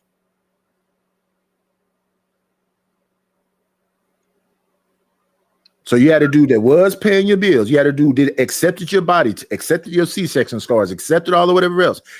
Perfect man, whatever else. But you thought you could do better. They literally tell you this. If people listen to them. Yeah, I hear that too. I mean, to me, it's just them holding on to who they once were, right? Holding on to the past and just some unresolved issues. Like I was saying earlier. What's the unresolved issue? Why do everybody got to make somebody need therapy? No, they just ain't shit. Can we accept that some people just ain't shit? They'll use and abuse everybody. They are literally the Fire and Desire song. They get the best of men or the best of women, and they destroy them people and make them people be, hesitant. You think Kevin Gates is going to give that 26-year-old the best, or is he going to warp her and then move on to another 26-year-old? As a celebrity of Kevin Gates status, with the women he has around him, he's likely going to warp with them. Right? If it wasn't Kevin Gates, if it was you, and you're supposedly molding this person that's moldable, are you not going to warp them? No. I can hope. That's like I said, I'll say it out loud. I don't have a problem with it. I'm just a little above average. I'm not 100%, so I'm not the HBM man, but I'm not average either, right? I'm somewhere in between there. You know what I'm saying? A little bit, but so the way I see it is, saying when you get good opportunities, you have to make those good opportunities work, right? You have to make them last. Because it's like I said, in this city here, you can find a lot of things. You can pay for just about anything you want in this city, right? In Atlanta. You can pay for anything you want. You want women, you can pay for that. You want, drugs, you can pay for that. You want drinks, you can pay for that. You want a house, you can pay for that. You want a Lambo, you can pay for that, right? Here in Atlanta. But one thing you can't buy is love, right? Long-term, stable commitments, things that work out for you. I don't know why you talk about love. Nobody gives a damn about love. They tell us every day. I don't even do you wait. Do you hear people on here talking about love? No, not necessarily, but I'm talking about it. Hopefully it resonates. So then if you're the only one talking about it, maybe you need to, talk to somebody. Because nobody's talking about love. People are talking about stability. That's all I hear these women talking about is stability. And maybe over time of you keeping them stable, they can go, you know what? I'm okay with what we have right here. Maybe I can love him.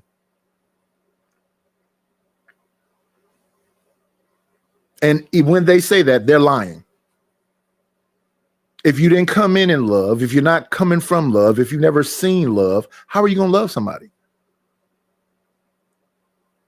Maybe you didn't hear my intro song. You ever heard the Break Bread or Fake Dead song? Yeah, 100 times. Okay, do you hear that part in there? How do you give love when you never seen it? Yeah. That's part of the song. I mean, I be talking straight to people. I don't see nobody looking for love. So when I see women that look at me in real life and they give me a little smile and whatever else, I scratch my head and I wonder, why is she smiling? And he said, well, what you, and not only smiling, touching me and doing all of the stuff that looks like, you know, they're giving you choosing signals, right? Giving you some play, yeah. But what bothers me is that I see so many people that don't do that. So when it's done, I scratch my head. Why are you smiling? Why are you like this? And I see it often when I am out. But well, y'all see me on here. Y'all see how I dress. White leather fedora, you know, a shirt with a pattern on it. Most of the time I'm wearing Crocs. I had a damn, 97 Dodge Caravan. I'm like, what is it? And I'm the fat dude. Been fat this whole time.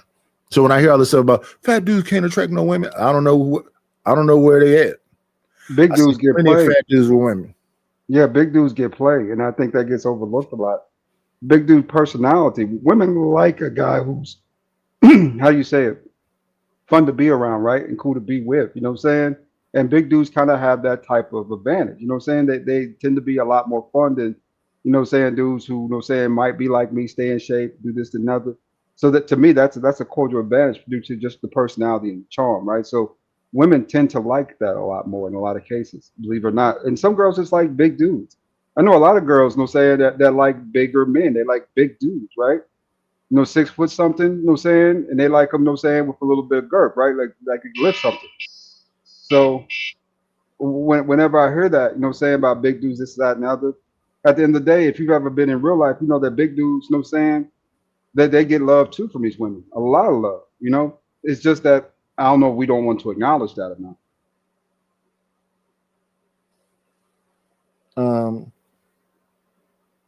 You say, you're starting to sound like Scam with the doom and gloom. I'm not talking about doom and gloom. I'm talking about just acceptance. I'm talking about acceptance. So let's say you go into a situation where somebody go, you know, this is love. They call it love bombing, right? And let's say you go along with this so-called love thing is going to happen. I just don't think that that's love. And love is almost like the word happiness.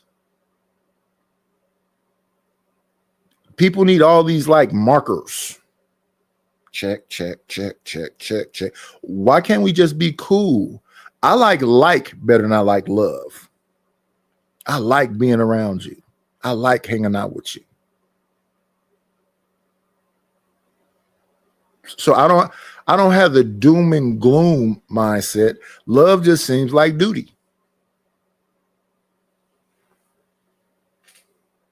And if we really be honest about it, we should not say love.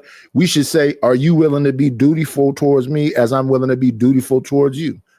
So you understand, and that you don't have to say for sickness or health. You're just gonna be there because it's a duty. I'm your guy. You're my woman. Give me a second. Come on in. Plan, it's always a treat when players leave. Judge. What up, Truth? What's going on, OG? Nothing much. Yeah, this whole idea of people want this Hollywood love, I don't believe that. I think love is a real thing. I think that duty you're talking about, do you do that duty out of love or just out of pure, you know what I'm saying, because you're ordered to do it, right? You do it out of love because there's no real obligation to it. You know, I'm a little shocked to hear that from you, Nidish, too. A little shocked to a lot shocked, right? Because you did well in the love game. You know what I'm saying? Versus, you know what I'm saying, other dudes, I could see them being the way you're talking, right? Like, oh, you know what I'm saying, needs to be this, needs to be that, and the other. You know what I'm saying? But from your experience, though, I would think, you know, say that you'd be more, you know, lean towards that, right? Because I am about that love and marriage stuff, man. Yeah, I like more than I like love. Yes, I'll cut the lawn and take out the trash and fix on the car and change the tire and all the other stuff. That's duty, though. That's that so-called, you know, roles that people are supposed to play. And then what people will do is they'll tie the roles that you're supposed to play and the duties that you're supposed to perform, they'll tie that into the word love. And that's how I feel like you being played when they do that. That's why I say I like the word like better. Me liking you, to me, trumps love.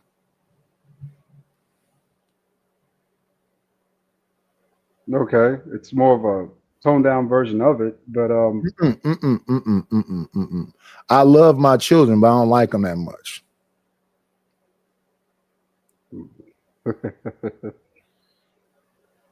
Okay, I can see that too.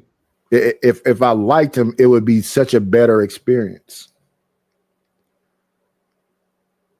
I love my aunts and all of them, but if I liked them, it's just a better experience. People make you not like them intentionally.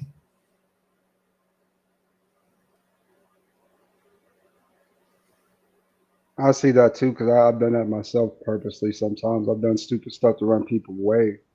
I get that. But ultimately, at the end of the day, though, love is a little bit deeper, right? So you say you don't like them, but you love them, right? So if they need you, though, you're going to be there 1,000%. That's duty still. That's duty still. But that duty is being done out of love. You know, you have no obligation to that. That's what I'm saying, 90s. You don't have no obligation to your children? At the end of the day, once they're adults, you don't have to do anything else for them if you don't want to. Right. You don't have no obligation to your neighbors? You never got to talk to your neighbors. They never got to talk to you. And that's what people do. I don't do that. I talk to my neighbors. I don't even let them get away with not talking to me. I'm going to keep talking. Every time I see you, I'm going to make it a point to talk to you. You're going to have to say, you know what? Don't talk to me, dude. And you got to be a certain kind of asshole to do that. So I'm going to hold you up to see if you are that asshole. I got one of my neighbor's number. I probably go get my other neighbor's number too, because he came over here one day because his kid kicked the ball in the yard, and I was wondering where this ball come from all the time. So when I was outside, he came over and said, you know, my son. I said, listen, if y'all ever kick the ball in the yard, y'all can come over whenever y'all want to. We neighbors. He said, oh, okay, thank you. I don't even understand that.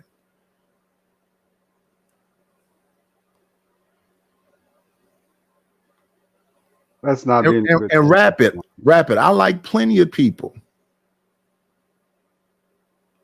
And you can tell if I like you based on my response to you. But some people, they may be just joking. They may be just trolling, but that's all they do is troll. So I find something wrong with that. That's not me not liking you. I find something wrong with, it's early in the morning where I'm at. It's 6:06 a.m. where I'm at. I just woke up. Everybody comes in here every day. We've been around each other for some time now. I say good morning to all of them. So if you come in early in the morning and calling me out my name, doing all this other stuff, I think it's something wrong with you. Stanley just got through calling me a hut. And that's a 60-some-year-old man. What's wrong with him?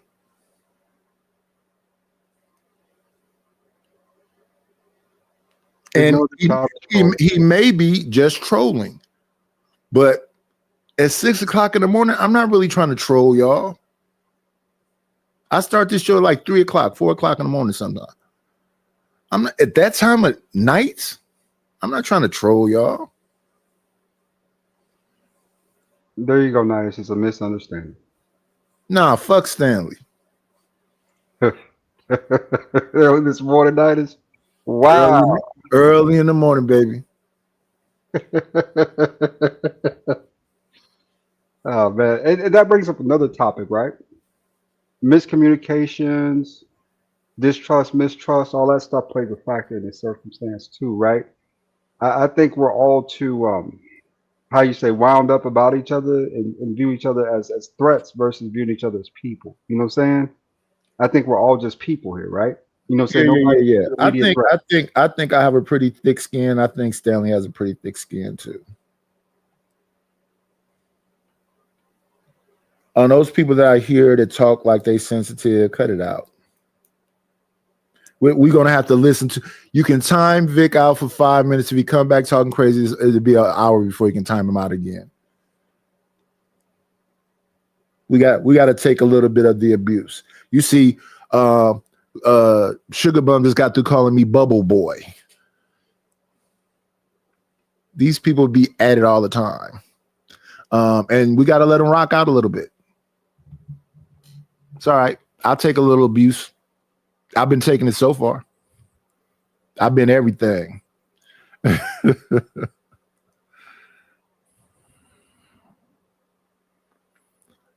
Sugar Bum said black men are nice to her offline. Oh, so you only dislike black men online. Okay. Shout out to you. Which makes sense, because this the one thing about YouTube that I know for sure that it is a dumping ground for negative emotions for people. This is where they come scream about those negative emotions, and then they go in their real life and don't say a word. This is where they let it go. Look at SD early in the morning. Can't have thick skin and everything be about you on your channel. That's wild. I'm trying to, and then people say that. What is about me? What does that mean? Explain yourself. What do I be on here saying is about me?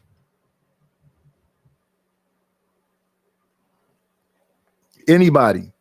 ADS. Huh? Not as do sure. I say, oh, these black women don't like me because I'm old? Or do I'm trying to, what is it I'm saying is about me? Then he read it wrong.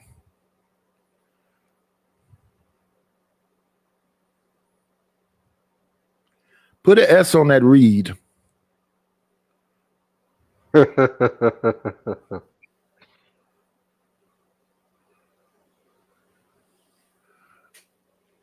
Yeah, every now and then, early in the morning, rapper to come in with jokes. I don't say time I rap it. Every now and then, Unk Man or somebody come in with jokes. I don't say instantly time out Unk Man. And me and Unk Man have bumped heads for real.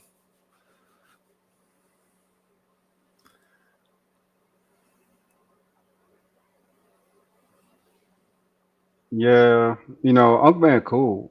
Like Ruthless is all right. I like him on his own channel, believe it or not. It's kind of like a confined, solidarity space, right?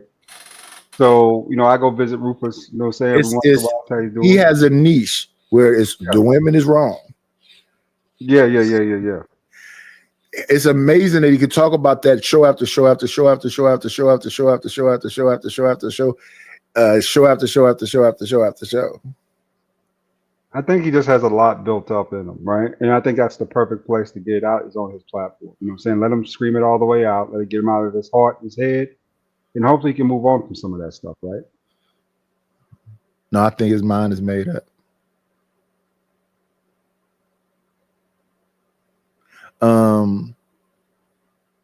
Sugar Bum say I'm sensitive lately. No, Sugar Bum, you was roasting me the other day. I didn't say drop Sugar Bum.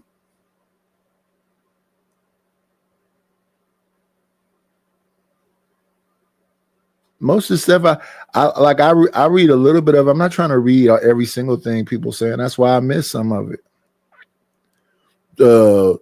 Imperious said something about sin. That is different. That man is obtusely disrespectful. I mean, disgustingly disrespectful, right? And in other chats, right? On other panels. He'd come over here and do it if you let him.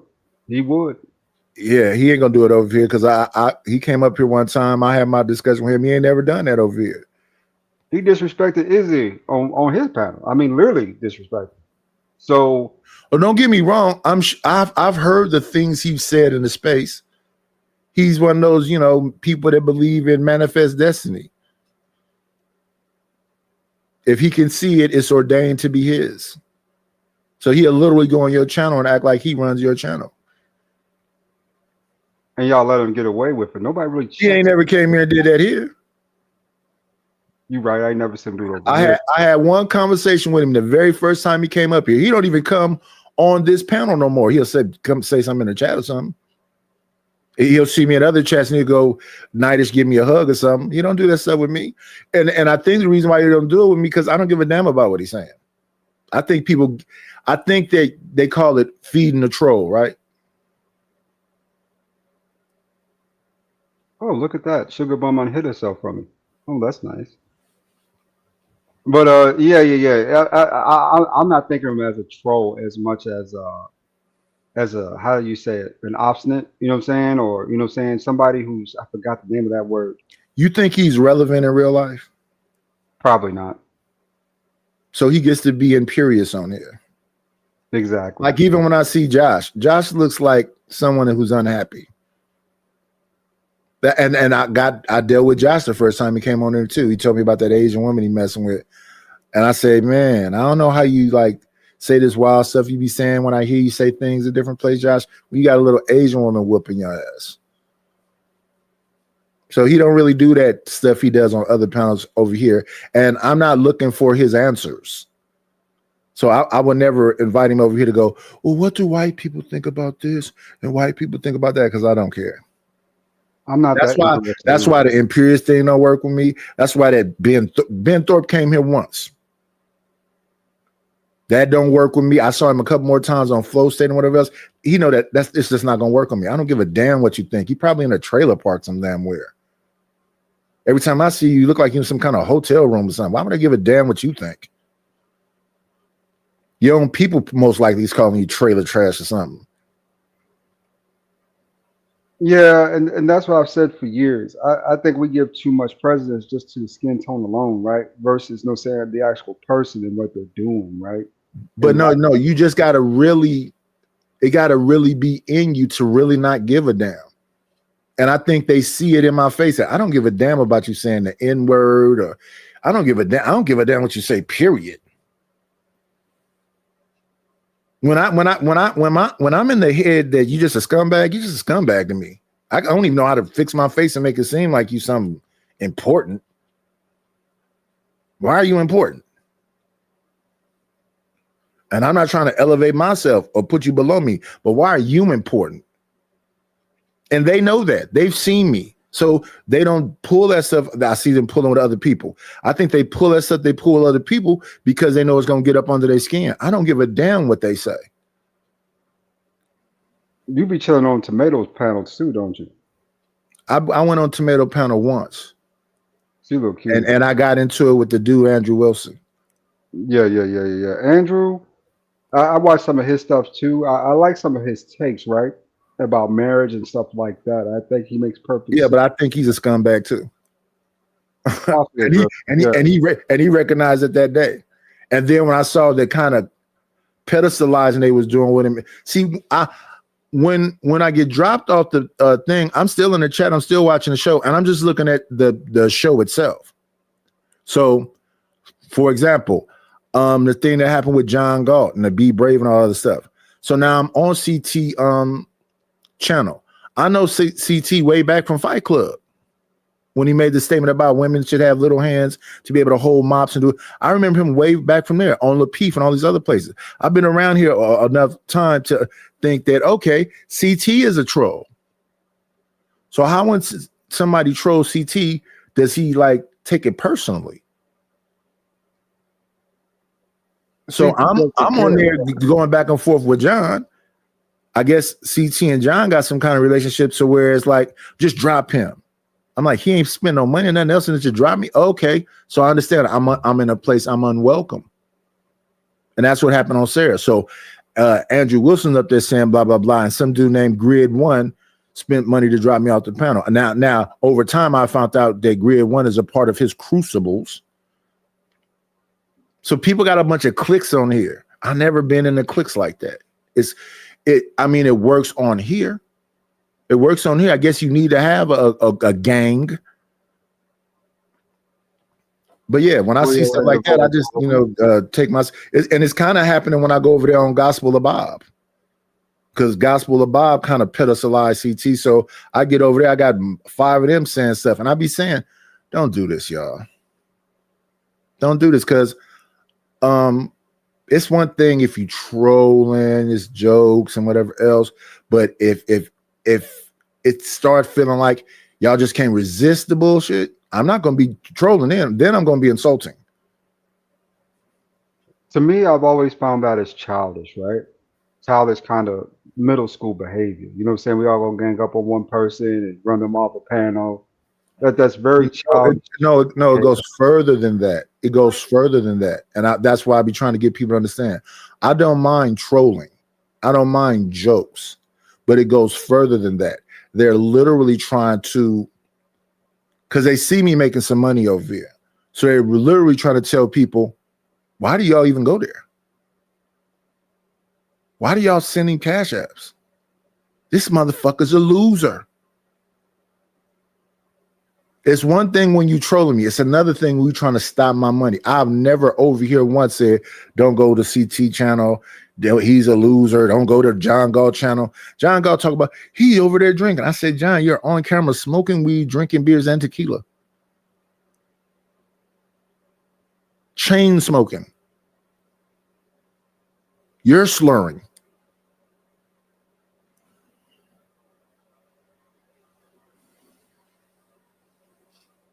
Yeah, John is a curious case of Benjamin Button, to be honest with you.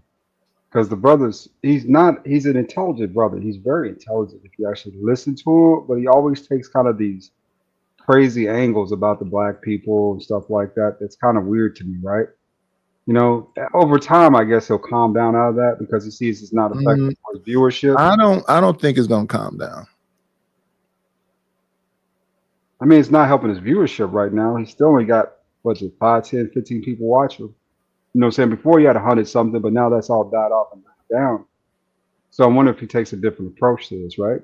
This is all, to me, when I see stuff like John Galt and some of these other, black folks who kind of, do it in for black folks, you know what I'm saying, throw you under the bus, it's not necessarily because they don't like black people or they don't realize that they're black. They understand this is how easiest way to make money, right? That's a very lucrative lane right now. Kind of like simping back in the day and pandering. If you were simping and pandering, you was making crazy money back in the day, right? Because women love that type of stuff. You know what I'm saying? So what he's doing is kind of the essential to another demographic of people. I can't just say white because I see whites over there. I see a bunch of Latin people over there.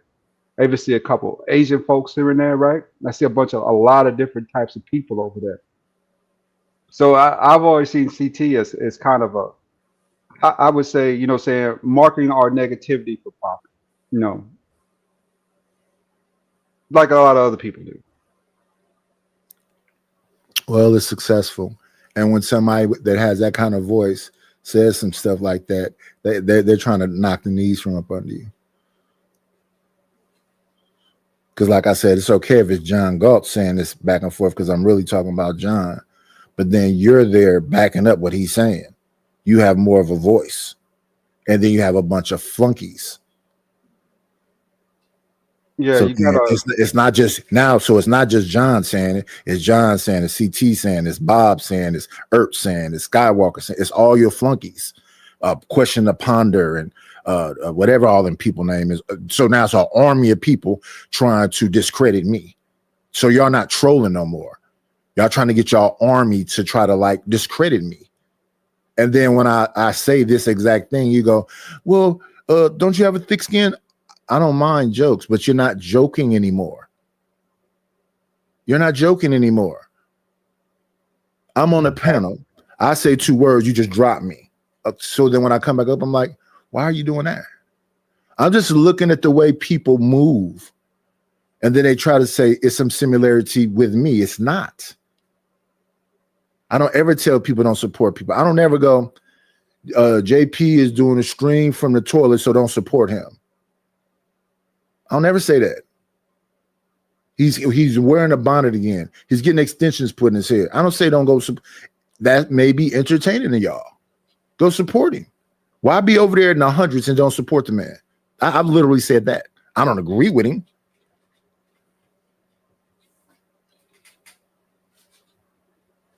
And then we have people like Ronnie talking about, I like some beef. Beef is when people hurt each other. So stop misusing that word. Yeah, that's one of the negative aspects about this whole kind of social media game. It really overempowers the people who have mental health issues, the nerds, the dorks, the dweebs.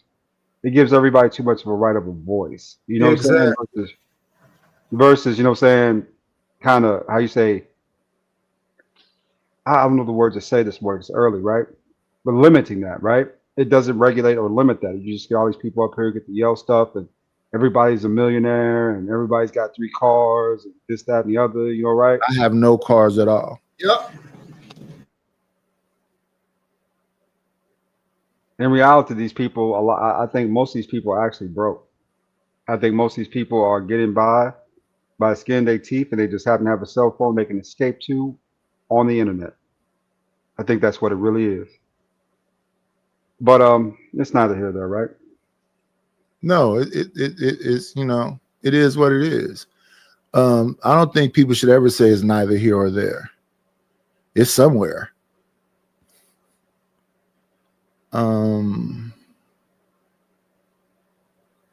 No, I think a healthy back and forth or disagreement is not beef.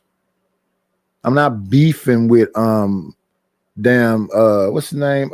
Drip.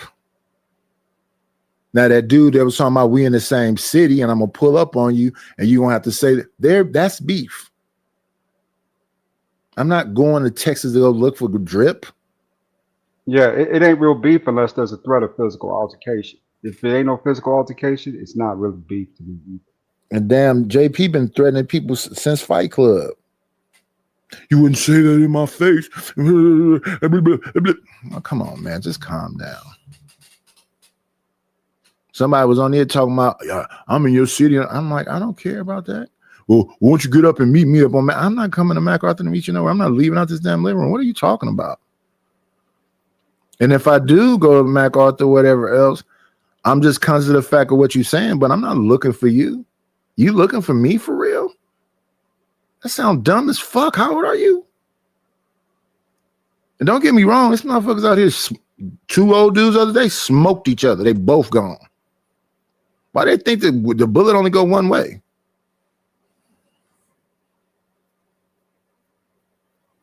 And I think they said it was over a damn somebody's daughter or something.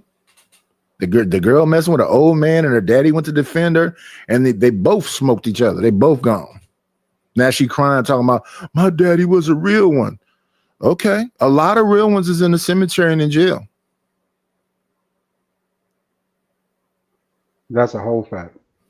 You know, on that one, man, it's hard. You know, saying daddy's love, man, is something special. You know, saying it really is. A father's love, what he'll do for his daughters, what he'll do for his sons, is spectacular in real life, especially in real time when it comes to protecting and providing. Right? You feel like his children are under threat, even though they 30 something. That daddy will get in that car and go over there. That's just how fathers are. Right. So now he's gone.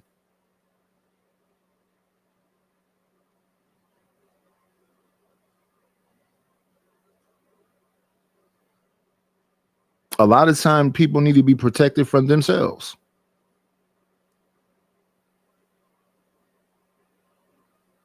I agree with that 1,000%. You know what I'm saying? Sometimes you need somebody to protect you from you, right? You need somebody to calm you down and have that conversation with you. Say, hey, man, there are better steps than this, right? There's smarter moves than doing this. Right now, you feel in a certain way. You know what I'm saying? You need to calm down and think this through. You know what I'm saying? I think everybody needs. Let me grab this clip up right quick.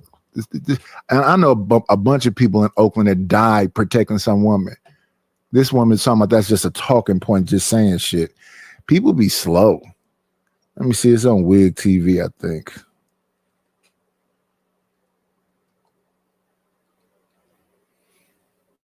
It was just yesterday. The shootout at the school. Let me see.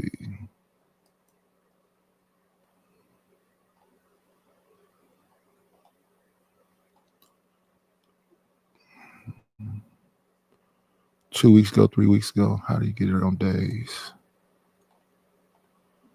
Videos. Okay, 6 hours ago, 10 hours ago.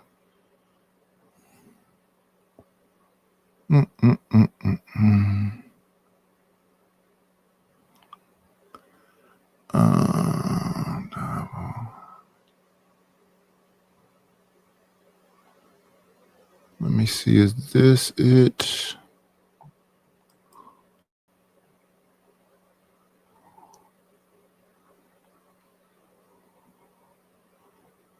Let me see.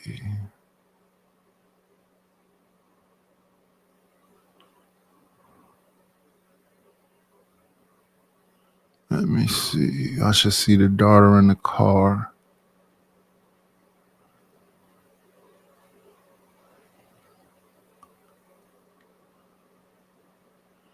Let me see.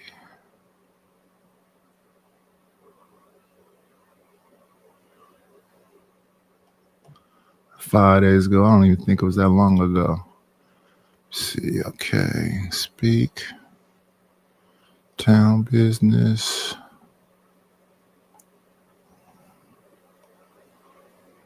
Do.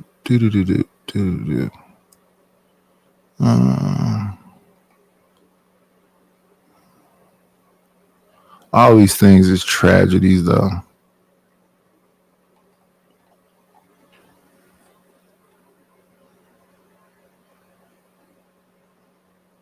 I don't feel like it was 5 days ago. Okay, whack. LA. Skyline.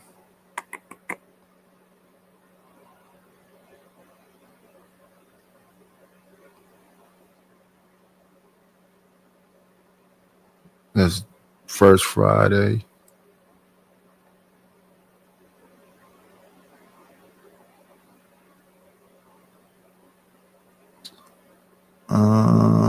Let me see.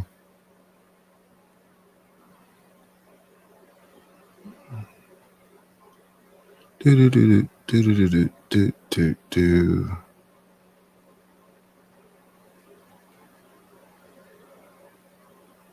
Just type it in there. Double homicide in Oakland.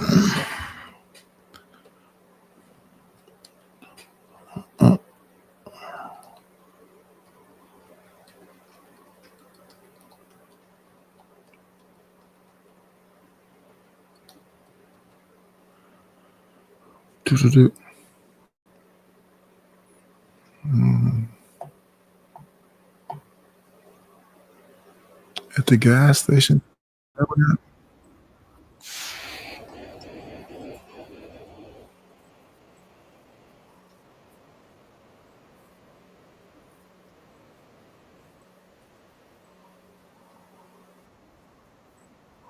Well, maybe that was it on Wig TV. Let me go back to that.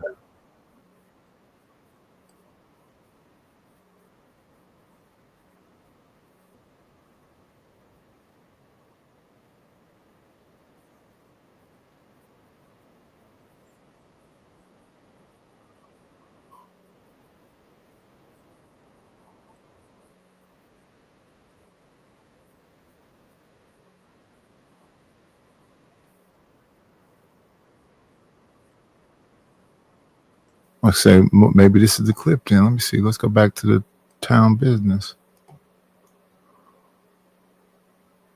Why ain't no sound?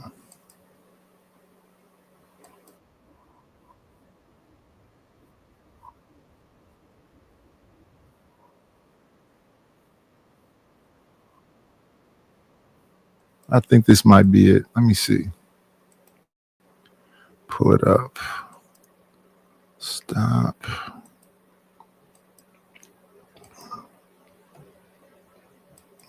There we go.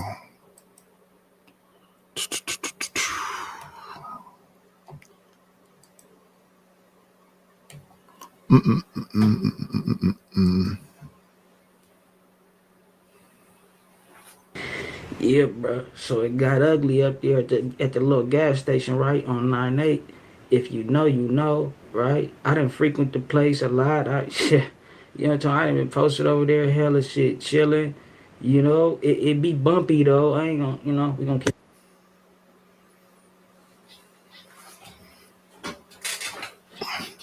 I done been over there too.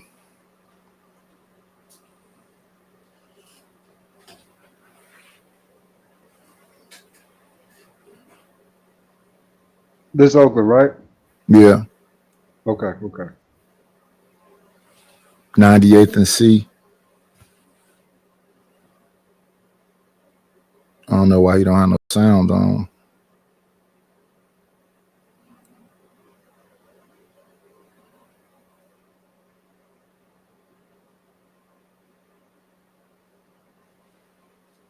Let me see what's happening with this sound.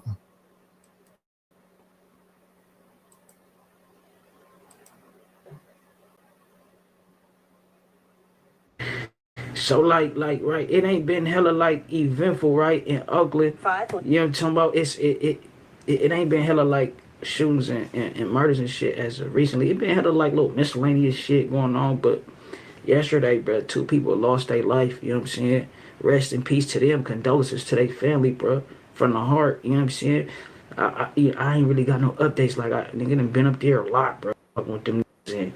You know, if you know, like I say, bro, and it's a tragedy, bro. But you can, like, sometimes when you be over there, you can feel it in the air a little bit type shit. And not on no scary shit, just on some like, ooh, it's a lot of activity type shit. Feel me?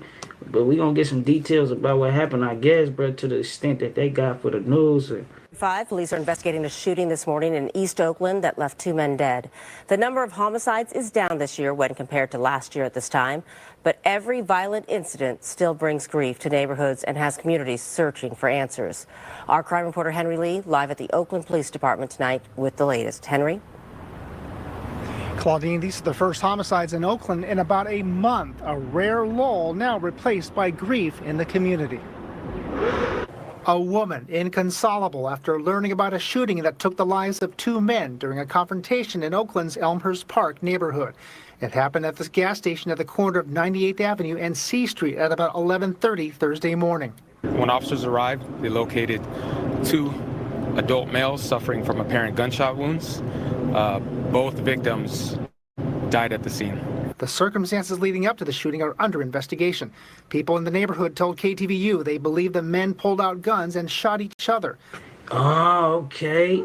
Some little skirmish, shit, you know, it get like that, bro, over the money or over whatever. It's senseless still, and it's like, you know what's crazy, bro? You think about like little like shit like this, altercations. It's been hella little altercations where niggas both got hammers on them and they both pull out, both die type shit. And the signs of the times, bro, like It's happened a lot. It happened in the Jack in the Box. It happened right there on 90. It's happened a lot. They think they just gonna go down there and they gonna get off. Nope. This shit, it's like some old Western type, but it's just it's a tricky, bro, because it's like it's almost like what's it called, bro? Like something like telling you, like, bro, that's your reflection type shit. You know what I'm saying? Keep it. Oakland police would not confirm that account, but authorities did say there did not appear to be a public safety threat. The gas station was cordoned off for much of the day as police investigated the scene. The Alameda County coroner arrived to remove the victims. This is all economic, Henry. It's economic. This saddens me that 2 people died, 2 lives. The shooting happened in Oakland City Council member Ken Houston's district. These people are in the underground economy. There's no rules in the underground economy. They're desperate. Desperate people do desperate things. The killings bring to 57 the number of homicides so far in Oakland this year, compared to 71 at the same time in 2024. There was also a relative lull in killings in Oakland. The last homicide in the city was a month ago. It's just a sad thing. It seems like the violence been down for a while and then it sparked up. Ronald Weisinger is a violence interrupter with the city's Department of Violence Prevention, which hopes to intercept those most at risk of engaging in dangerous behavior. We don't know what actually sparked it up. We just out here trying to contact the families and the loved ones to give them some help and some support. Oakland police are asking anyone with it. Man, shut the hell up. Anybody with information, they might give it up though, bro. If you ring cameras in the building, hell is shit, bro. Somebody gonna be giving, you know, it's crazy. Rest in peace to him again. You know what I'm saying? Like, I think that was my partner, Pops, too, on the news right there. Lil Ron, this shit crazy, bro. You feel me? But I wanted to get into a little bit of the, just like show you what the environment like over there for the most part or whatever have you. And it be cool, bro. It be some cool shit. It be, but at the same time, you already know when it's, it be too many people in the mix. You feel me? Then they got their own mix going on. Ain't no telling what it's head to, bro. But yeah, bro, let's get into this shit, bro. Oh no, not the music. No, this might be the wrong news clip, but the double homicide. I just grabbed another news clip. The girl in the car said that one of them men was her father, and he wasn't gonna let nothing happen with her. So it was behind one of these men's daughter. I don't know why he's showing us this rap video though. Choice shit, bro. You know what I'm saying? They gonna add their sauce to it any time, but come on, bro. They gotta get back to the script, bro. As a matter of fact, let's go find another clip because I know I just saw this the other day. I know it happened on 96. So what day was this? This was okay. So this was 5 days ago. So yeah, same 96 thing. But I thought he definitely had it on his channel. But no problem. We'll find a clip where her daughter says that her father went to go defend her. Let me see. I don't know why them people talking about drugs. That's just making accusations, rumors. So that was from the double homicide. He played it 5 days ago.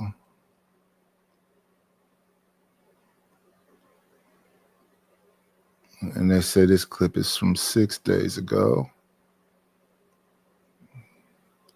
NBC.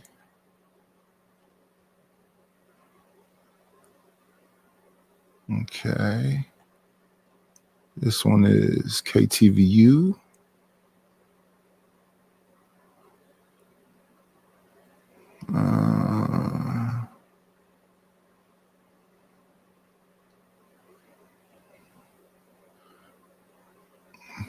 That ain't it.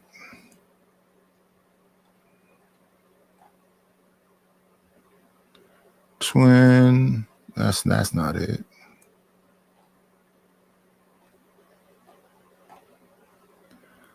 Okay. Watch scene double fatal shooting East Oakland. CBS. I was positive it was on WIG TV though.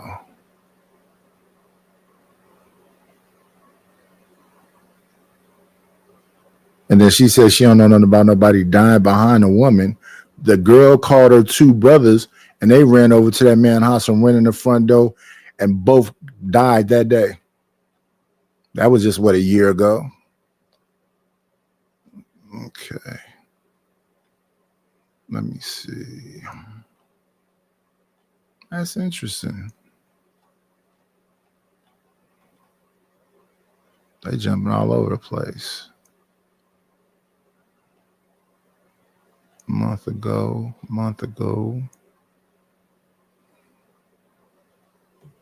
Go back to WIG TV. So that was 5 days ago. 5 days ago. Speak on Me, that's Krishan, that's Blueface. OPD.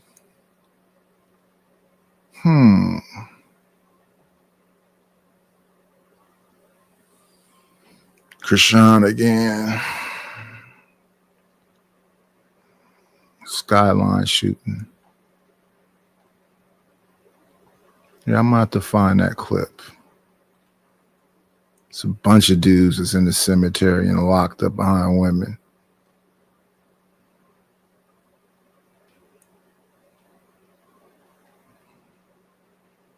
Let me see. Let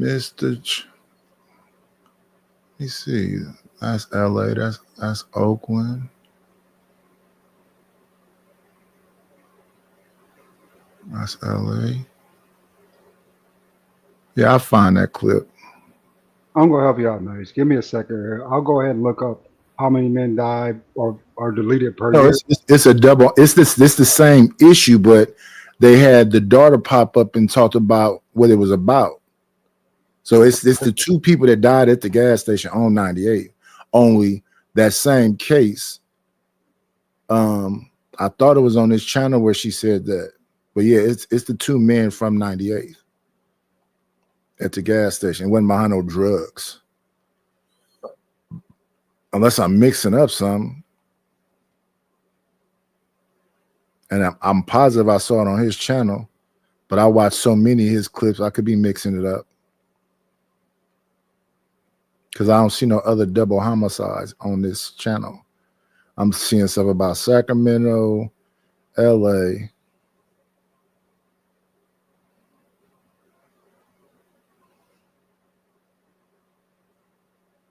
Yeah, I'll find it. Maybe I'm mixing it up with some other case. Okay. I'm seeing the one from 6 days ago. I'm seeing something from 6 days ago. Right? About the two homicides in a gas station on 98th? Yeah, 2 shot dead at East Oakland gas station. Yep. Yeah.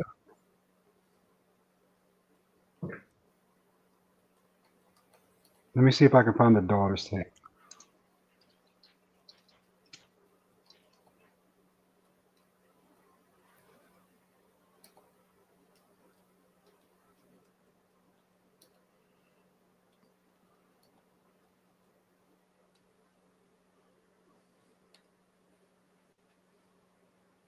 News about the homicide at the gas station, 2 dead 6 days ago. Homicide, Oakland gas station, new info. Double homicide that occurred. East Oakland gas station incident took place around 11:30 a.m. on Thursday, and both victims were found with gunshot wounds at the scene. The identities of the victims have been withheld until the families can be notified. Investigators are looking into the circumstances surrounding the shooting, and no suspect information or motive have been released. Anyone with information is encouraged to contact the Oakland Police Department Homicide Section. Now, when was this?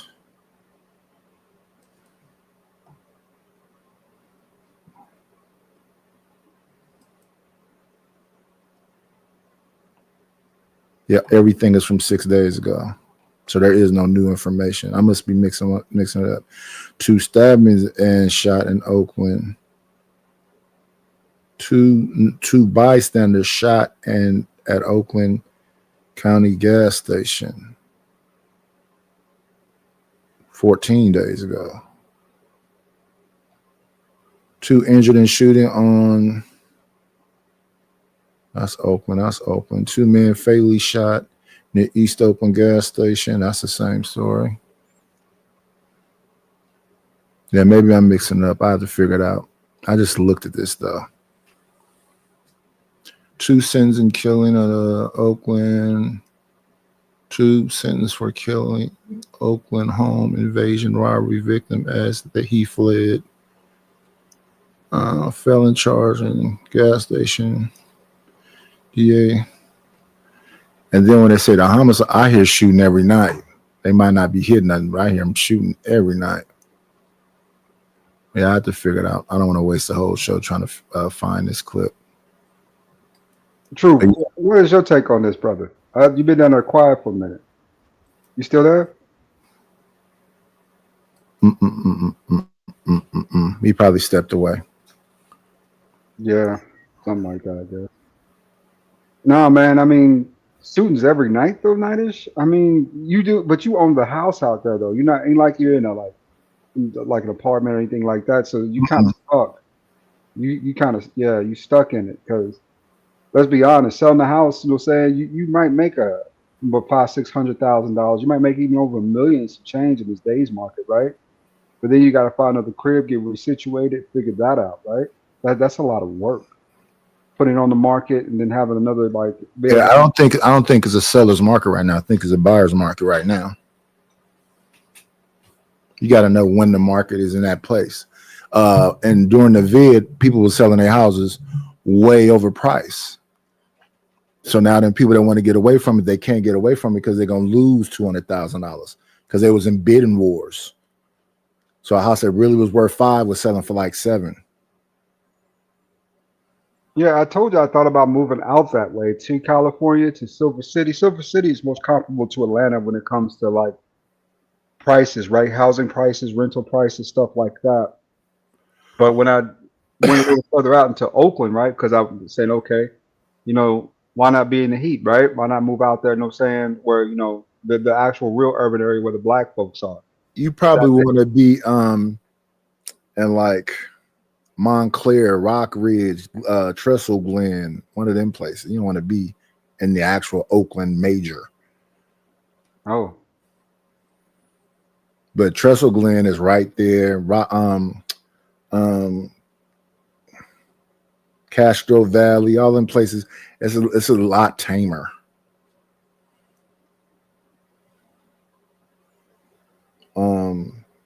The Bay Area. But you still have access to all the amenities, right, in the area? Oh yeah, all those places are not there. You might be closer to like better amenities.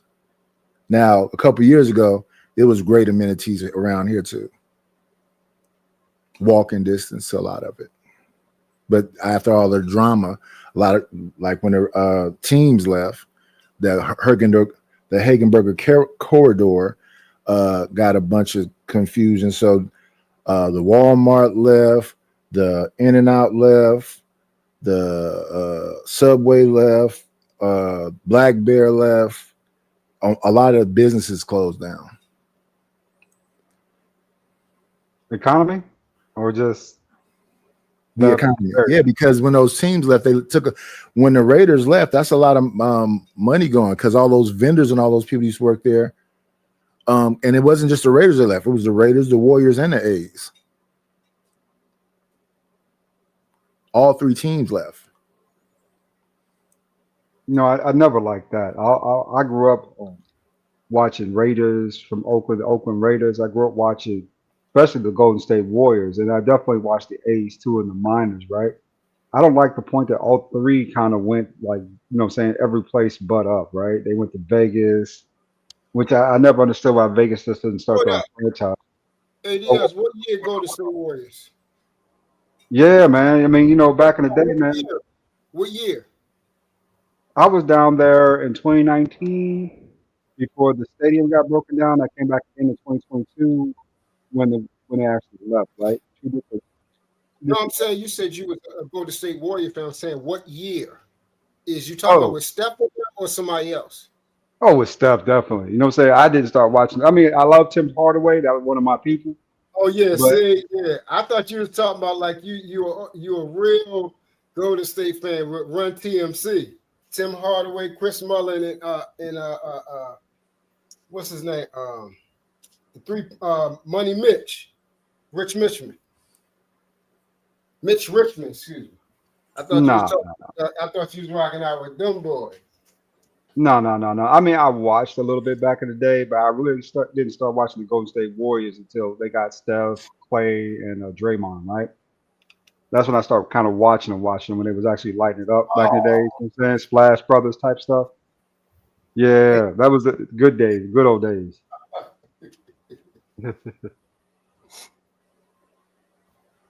Oh man. Woo.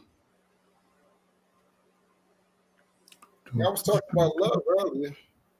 Yeah, man. Love is a real thing, you know, and I think that's what we lack it nowadays. We don't. Somewhere along the way, we got too caught up in luxury, man. We forgot what love was, right? How that works. You know what I'm saying?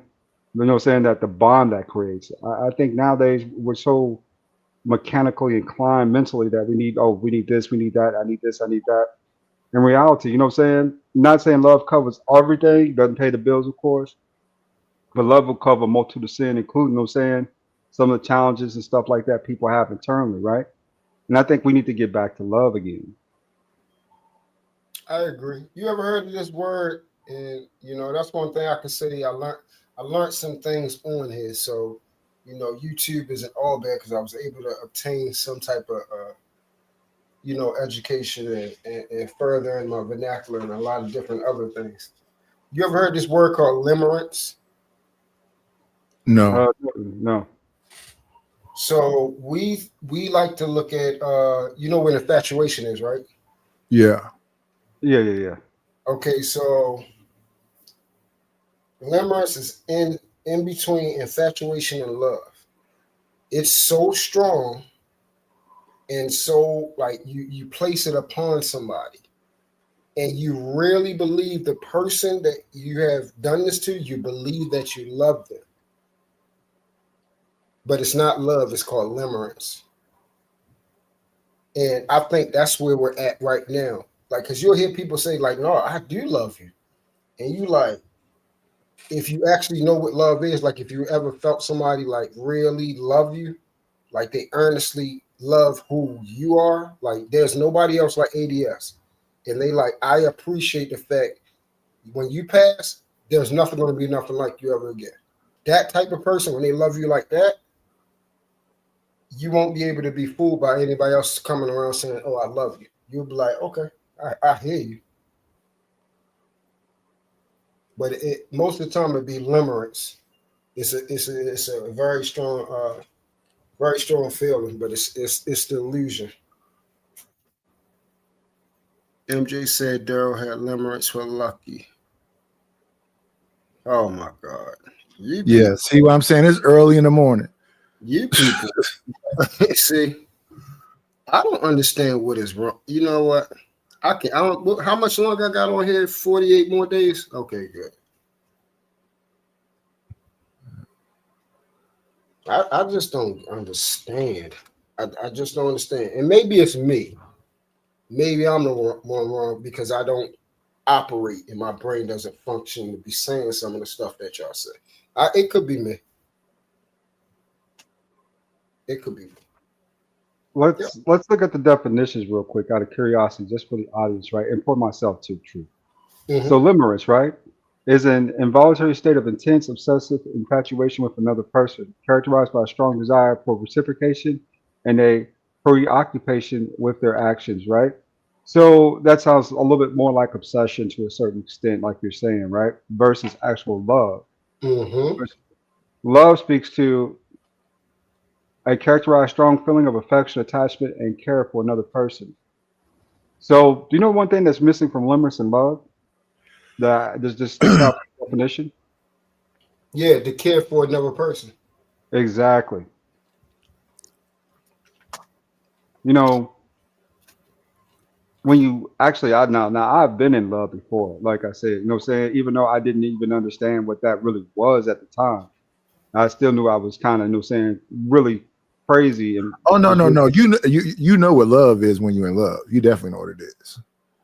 I didn't really recognize it as such when I was actually in love. I didn't know what that was. It was just kind of like I was, you know what I'm saying, when I was married.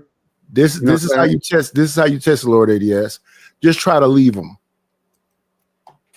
If you try to leave them and you get physically sick, your belly aches and whatever else, and you try to act tough, like, you know, have you ever seen that episode of Martin where he was telling Jane, I'm sick of this shit. You get the fuck up out of him. And when she tried to turn around, that's what it is. You think you're not in love. You think you can just walk away. That's when you're in love, whether you want to believe it or not.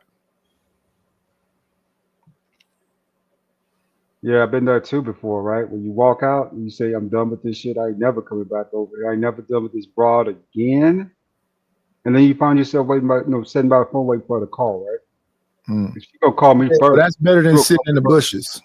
That's what I'm saying. That right there, now I'm saying only for me. Speaking for me, if you look at the definition, to me, that's limerence. That's the waiting in the bushes? Yeah, when you can't let go of somebody and all that obsession stuff, that's limerence. Like, We'll see. What they say real love is almost insanity. So I don't think that's limerence. Who said that?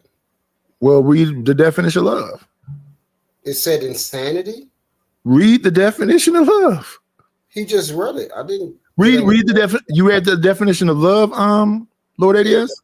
I'll read it again from here, right? Love is a complex emotion characterized by strong feelings of affection, attachment, and care for another person, animal, or thing. It can manifest as romantic, familial, or platonic, right? Affection, and involves a range of emotions and behavior. Intimacy, including intimacy, passion. What you talk about now is kind of passion, right? No, Commitment I'm talking about infatuation, almost insanity. Yeah. In fact, yeah, exactly. Infatuation. I do not believe infatuation has anything to do with love. But that was the end of the definition you had, Lord ADS? No, I was still reading for a second. Oh, okay. Affection and involves a range of emotions and behaviors, including intimacy, passion, commitment, and benevolence, right? Love can be defined by specific actions and a deep concern for another person's well-being and happiness, right? So let's get to this. Can love be insane? Hold on one second. I believe it can be. Is love insanity? We'll go with that. So that's going to drive you to insanity, but hey, here's what it is. Love isn't a mental illness, but I feel like a form of. Let me keep reading, Truth, before you heckle it. It can feel like a form of temporary insanity because brain releases powerful hormones like dopamine and oxytocin during the stages of romance, causing euphoric and obsessive thoughts. So yeah, now this is right. This can be lead to behaviors that seem illogical, such as idealizing a partner, feeling jealous, or making sacrifices that defy rational self-interest. Yes. So that's the thing about the definitions is about, the dictionary I read a long time ago was this big, thick dictionary in Martin Luther King Library. So the word bitchinary, female dog, was one of the definitions. The next one was snooty, snobby, sarcastic, and whatever. So what people will do is go, you calling me a dog. No, I'm saying you're snooty, snobby, and sarcastic. You very judgmental. You just like, I listen to these grown people on here say, now I know I can talk too much, and then keep talking. If you know you can talk too much, why don't you stop yourself? But yeah, when I looked up love, it was like an intense, obsessive, it was, and maybe because I was a younger kid reading it, I was like, well, I don't want to be in love. I don't want to be in love to where this woman leave me. It's like she took my arm off. I'm mentally like, but I've seen grown men cry. Yeah, me too. We're breaking up, and that man breaking the tears. Yeah, I looked at it. We was at a dice game on the side of a house. We had just got through boxing in the back of the house. This girl who I know, and I know the dude too. She came there and said, "I'm sick of this. I'm done with you." That man fell on his knees and started crying, and everybody out there started looking at each other like, "What is happening right now?" That's a man who loves that woman. Yeah. Yeah. In that moment when it happened, it was like, this is crazy. But then later on in life, I was like, oh, okay. Yeah, people that's like so-called really in love, yeah, they be deeply in love. They did all of the movie stuff. Bought the candies and the flowers and kissed each other in the mouth. Because when I was younger, kissing somebody in the mouth meant you had to be something real. I was not into kissing, especially no tongue kissing. You ever been with somebody before where it felt like, especially the beginning phase, that every day was Valentine's Day? It just felt like it was that level of love every day, right? Me, not in the beginning. Like you talking about like love at first sight type stuff? Yeah, something like that. Yeah, not in the beginning for me. I remember dudes used to clown me because I used to just break up with real pretty girls. I forget the girl name. Sheridan. I went to her house. She was in lingerie when I got there. I was like, what is that? Because in my goofy mind back then, if you do this for me, you just do this with everybody. But no, she didn't. I just didn't know. I was just young, stupid. I don't think I never had this. Or if I did have it, those people that I felt that way about didn't feel that way about me. So I was in love with a girl named Decedra. She didn't feel that way about me. I was in love with a girl named Pamela Hester. She didn't feel that way about me. That does happen, Nidus. I mean, you know what I'm saying? Sometimes the feelings aren't reciprocated, but doesn't mean you didn't like them or love them the same, right? I've been in Well, relationships before. Can you where, love a stranger? Can you love a stranger? according to Jeffrey Osborne, you can. Yeah. Last night I loved a stranger. Oh yeah. Yeah, I remember that one. Yeah, but I think he's just singing. It's let me take that back. infatuation, huh? No, I said I just thought about it. Let me take that back because I spoke too soon. Yes. So when the term strangers is we're looking at somebody we don't have information. A relationship with, yeah. Okay. So can meeting someone in, let's say, within the first, let's say, hour or so, 2 hours, 3 hours, something like that. Can somebody? No, I mean love at first sight. You haven't said anything. Oh, love at first sight. No, I don't. No. Yeah, when I was little, I was in love with Debbie Morgan. Yeah, I don't. That to me, that ain't love. Love has to be cultivated some type of way. It has to have some type of logic to it. It has something to it. It's an action. So in my younger years, like I said, I didn't like Decedra. I was in love with her. I wanted to touch her hair. When I got by her, you know, I was in love with her. And she's like, what? She used to always talk crazy to me too.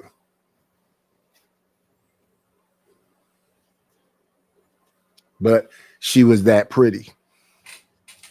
Yeah, man. My sister introduced me to one of her friends, right? When we was out and about, she kind of just brought along with me. And at first I thought she was going to be some fat, chubby chick.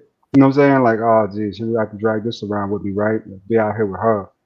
But I went out, you know what I'm saying? Just went out anyway to kind of chill with him, right? Because she asked me to. Man, I met that girl, man. She was everything that I thought. You know what I'm saying? Man, she was beautiful, smart. And I tried to holler at her. Say, hey, what's up with you? You know what I'm saying? Let's go out. Let's do this, do that. But that fell through, right? You know what I'm saying? She was cool, but it still fell through. I mean, you know, but I really liked her. I thought she was special. I had another chick, man, I was chilling with now, Aisha. She was a black and Latino mix. She danced, right? The love was there, but we could never cultivate it because she had a previous marriage where her husband was just like, you know, always in her shit, you know what I'm saying, about something, always over at the house with the kids to the point where it just disrupted the whole relationship. But she was special too, you know, right? I've had quite a few kind of special women, man, when it comes down to it. Now think about it, like good special women, right? Beautiful women. Is it special because they're beautiful, or are they special because they're special people? Special people, man. You talk to them, you sit down, listen to them. You can, you know, you can feel the connection, right? Good conversations. Y'all chill time is good together. You know, say she's trying to do the right things in life. You know, say she's really trying to figure a way out. You know, say to figure out how she gonna do stuff. And then you got to deal with, you know, saying it's like something out there sees that, wants to strike lightning on it, right? It just hates it for some reason. You know, saying that you cultivate. So you saying they were earnestly trying to do the, like, you can recognize that they wanted and was striving to do the right thing. Yeah, I mean, you know, not perfect people. Nobody's perfect. No. Like I said.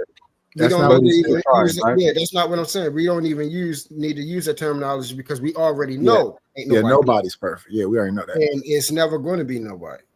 So we already know that. What I'm asking is, she was a person that you can earnestly recognize that she was trying to do the right thing. That's a very specific thing I'm asking you. Yeah, man. I mean, in school. Why did you hold on to that person?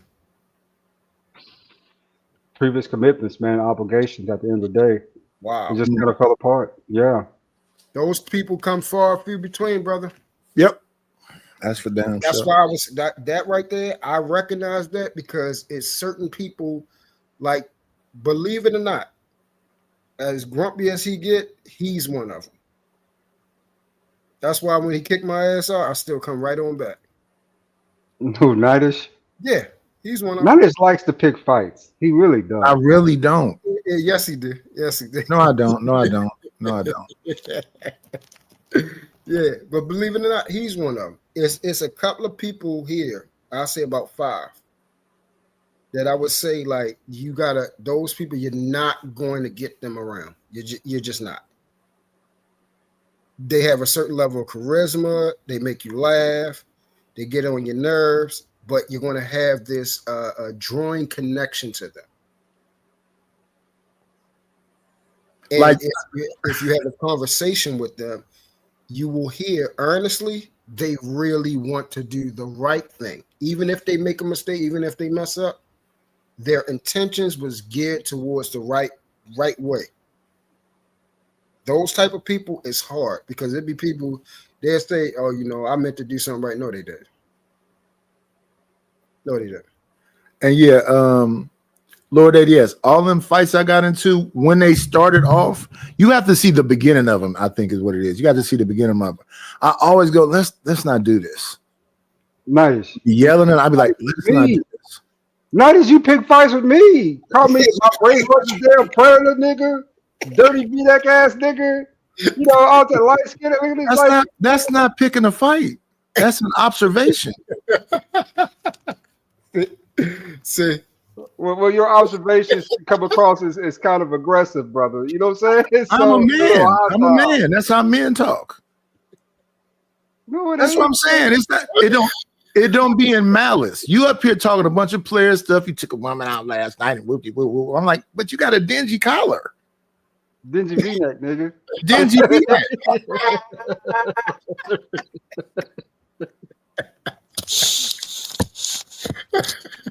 You know what the funny part that is? I got a dingy V-neck now too, nigga.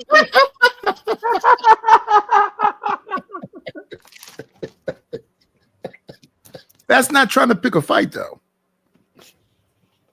Yeah, they call that back in the day shooting the what was it called now? Shooting the shit. Yeah. Oh, we didn't call it a bunch of different things. Playing the dozens, capping, and it's been called so many damn names. Yeah. But that's just how, you know, where I come from, folks casually talk. I get it too. So trolling now on the internet, I mean, I get when we used to be around our little friend group. Oh yeah, don't do nothing. Don't wear a shirt too often. Don't have your hair not cut too often. They own you. But see, that's what I'm saying. They trying to act like that's the same thing on here. That ain't. They be saying some stuff like, yeah, ain't nobody ain't never nobody never said nothing like evil. These people be evil. Because if we was in a group and you say that, everybody be looking like, is he gonna punch that nigga in his damn mouth? If they don't go off on him. Yeah, if they don't. Like, because you'll be in, you know, you'll be hanging out and you got people that have relationships. Like, let's say I'm with my mans and I'm dating his sister. You see what I'm saying? And you say something like, yeah, your woman. It don't even have to be that deep. Let me say this one. I'm with my partner. His partner come through, and I know him too, but he didn't know I know him. And when he came through, he's like, "Oh, what's up?" Blah blah blah.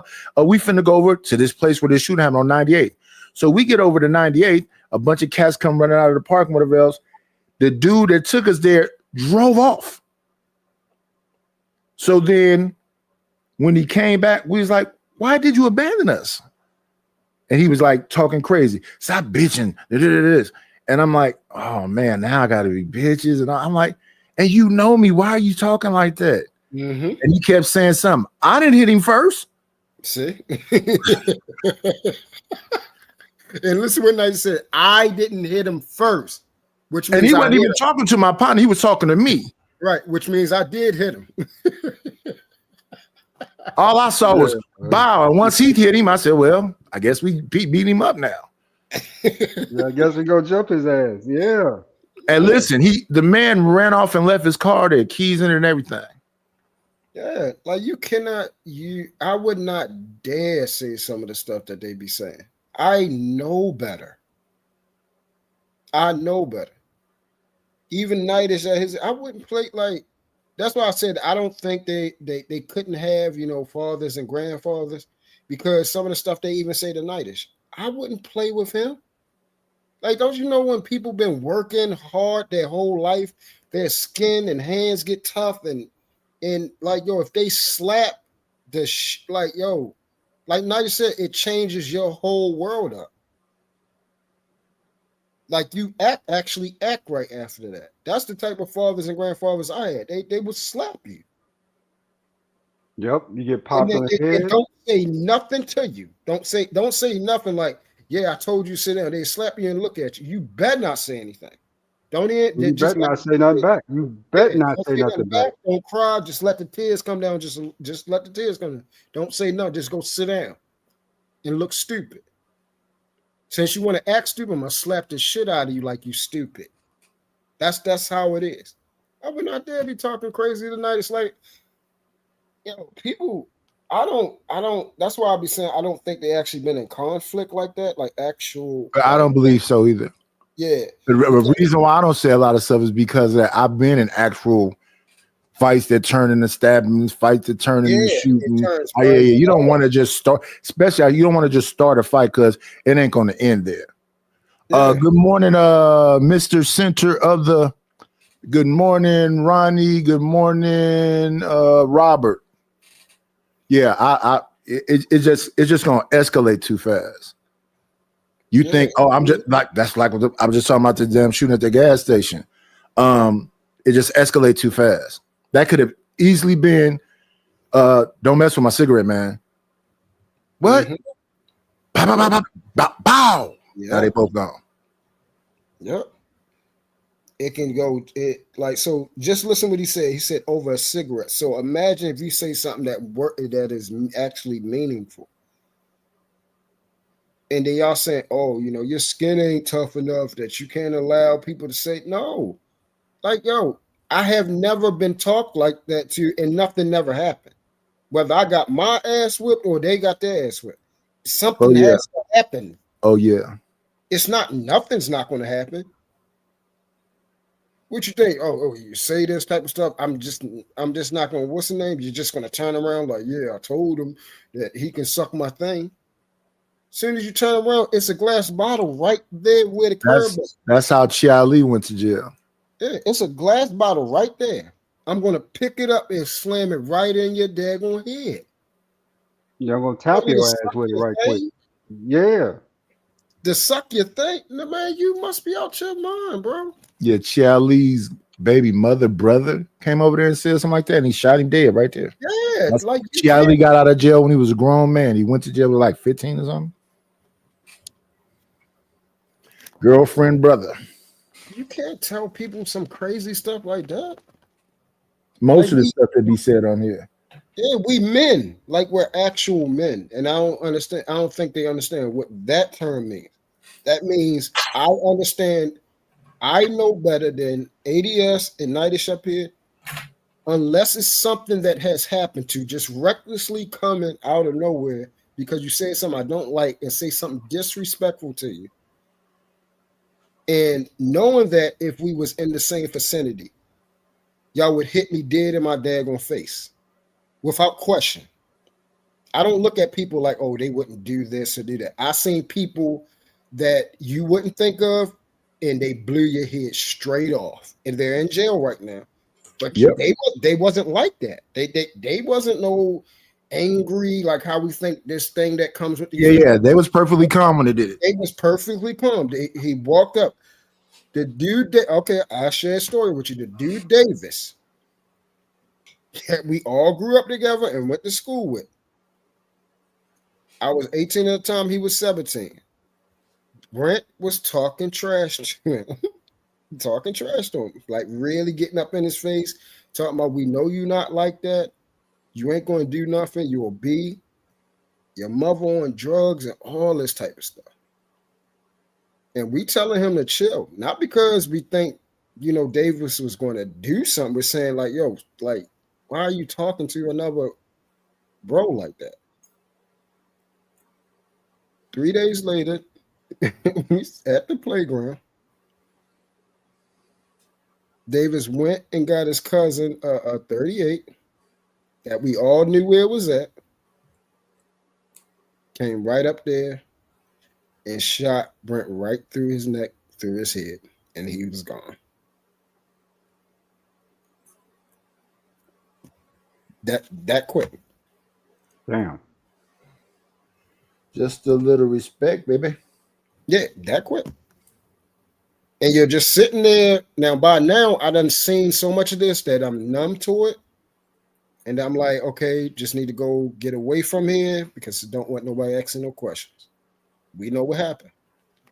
Just time to go in the crib. And when you're close right there, you know to get rid of your stuff because you don't want nothing on there. That's it. It's like, damn. And then we go to school, we talking about it. We know what happened. And then, 3 weeks later, come to school, leaving school, cops right out there got Davis. That's it. That's it. Yep. And it really regularly happens like that. It's like you just can't. I knew better because I knew something could happen to me. It didn't matter how big, how small, how thin. I could lose my life, especially here. That's what happens all the time. It'd be that quick. It'd be that quick, yeah. And they're gone, and then you're looking like, damn, he's gone. Okay, well, it's nothing I can do. Told him chill. We didn't know what's the name had the gun. We didn't think so. We didn't think. We just thought it was a regular day coming back. He said some stuff to him. Thought it was going to shrug off. Not because it was okay. We just didn't think he was going to do it. He did it. He did it. Yeah. Probably went and thought about that for some days. Debated with himself. Yep. Then made his mind up, and there you go. Yep. So, when people be on here saying stuff to people, and I be like, yo, y'all don't know these people, that they could really do something to y'all. You just on here just saying, yelling it too, with all your mic talking about people, wives and stuff. Well, that's the same thing that happened in Vegas.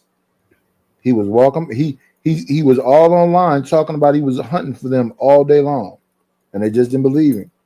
Then he did that on camera in front of people. I remember you telling me about that. Yeah, which was some of the saddest shit I think I'd ever seen.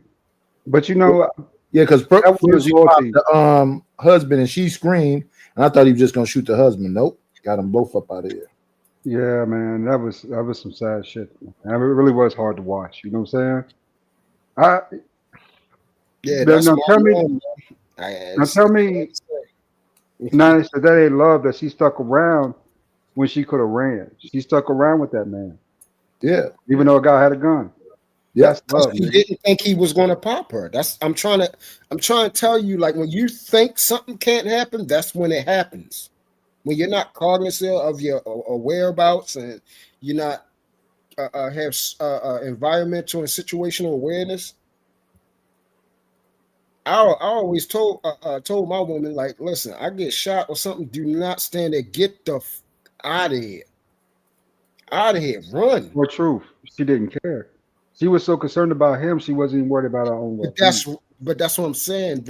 And look where she's at. That's what I'm saying. Look where she at. Get out of here. That, oh my goodness, don't you dying? No, it's nothing you can do. You can go get help. It ain't nothing you can do. This ain't the movies, bro. This ain't the movies, man. It's nothing that annoys me more than somebody yelling, what are you doing? Nope. It's not the time to cry. This is the time to be active. Yeah, this ain't the movies where she going to go get a gun and then come back and save you and all. No. You got to keep that thing on you at all times.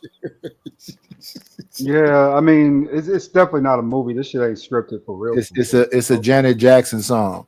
anytime, Yes. any place. Yes. I don't care who's around. Yes, exactly. Yeah, he did not care who was around. Yes. There are people out there like that. He lost his YouTube channel, and they took his subscribers.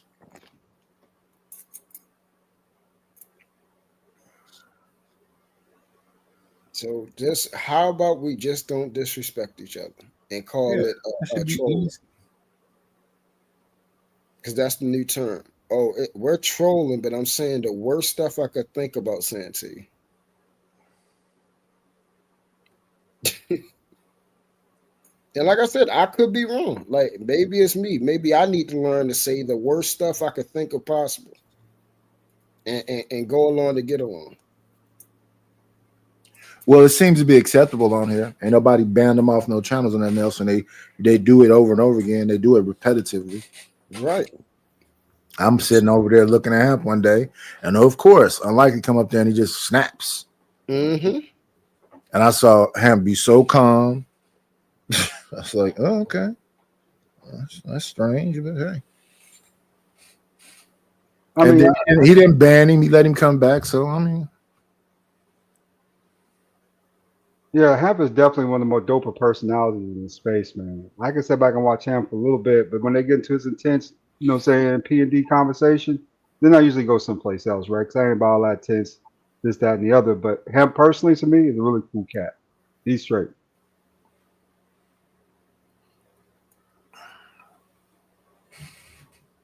Yeah, we got a few people that always get like the other one is JP. He's always like, you wouldn't say that in my face. They're not gonna be in your face.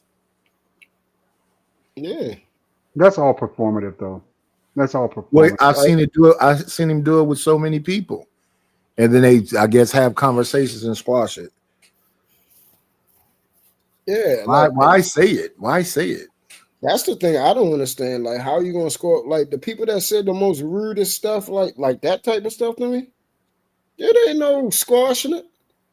That's why when sometimes people see me saying something to somebody, believe me, they said something that it would be a literal serious problem. It has nothing to do with being tough. If I know better not to say that to you, why would you say to me? Because I don't want you to hurt me. This ain't got nothing to do with being tough. You don't hear me saying you can't hurt me.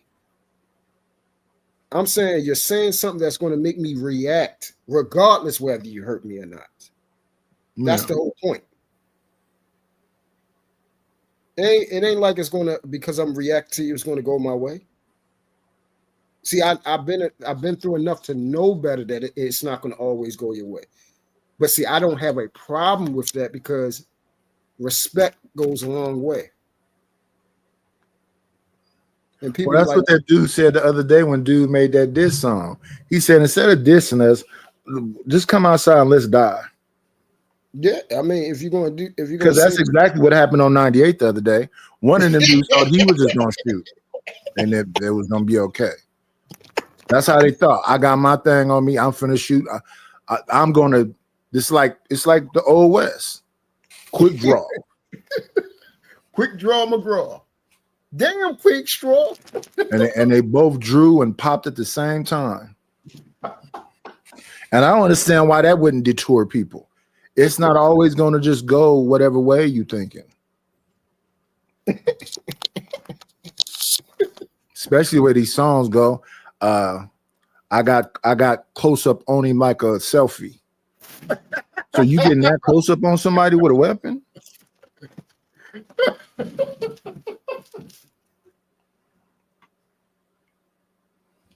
Bro, I'm trying to tell you. That cannot work out well.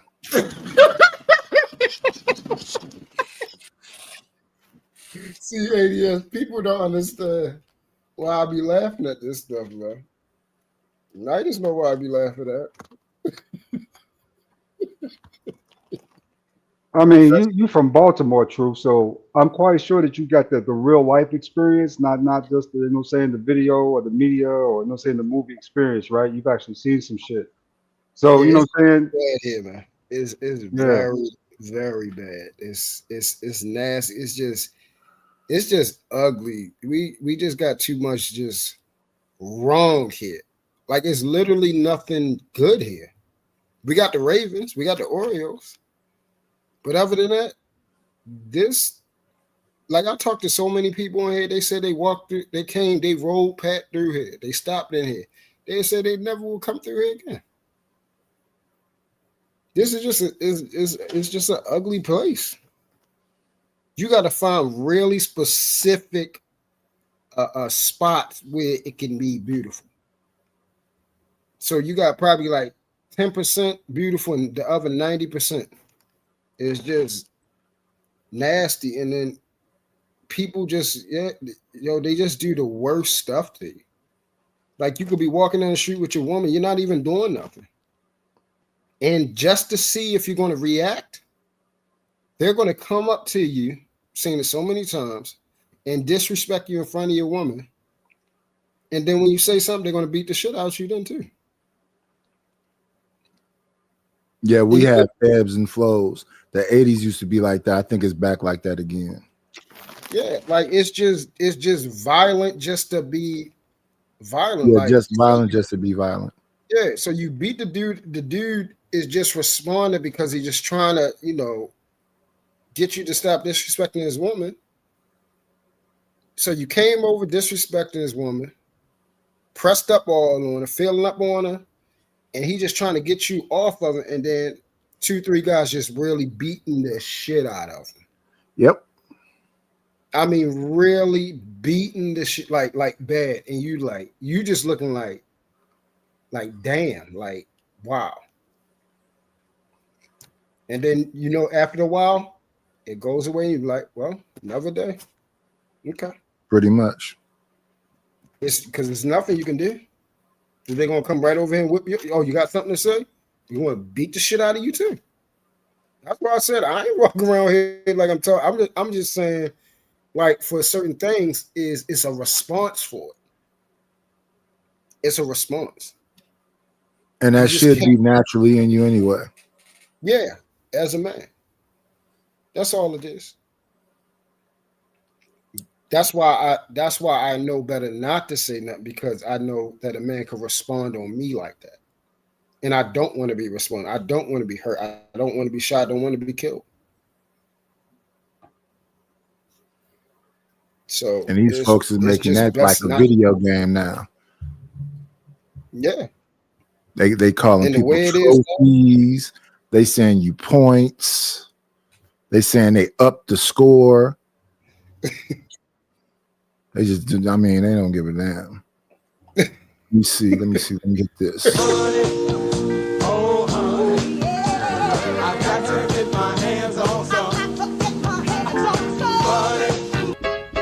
I need a dollar. That's what I need. Hello, bro. I'm trying to get the money. Talk to me about money. Where is the money? We need our money. Don't you think it's about time you gave me my money? Support the situation. Is money is love. You could donate on PayPal now, and you can donate on the Cash App. Thank you very much. All right. Yeah. I see that Fatback brother. That Fatback, one of the dopest old school bands nobody know about. Slave, man, stuff like that. Yeah, Steve Arrington. Yeah, man. Haywood. Yeah. No saying, like you said, the Jacksons. No saying, enjoy yourself. Come on. Silvers. Yeah. I think we should get back to some of that. I think that somehow over with. AI got it. It's gonna be hard for people to get bands, especially the more AI get to really getting personalized.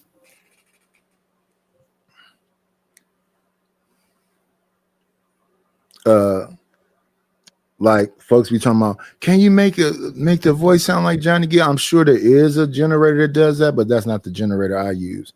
And I wouldn't want to make a Johnny Gill voice when Johnny Gill is alive. Can you make it sound like Neo? I wouldn't want to make a Neo sound a voice when Neo is alive.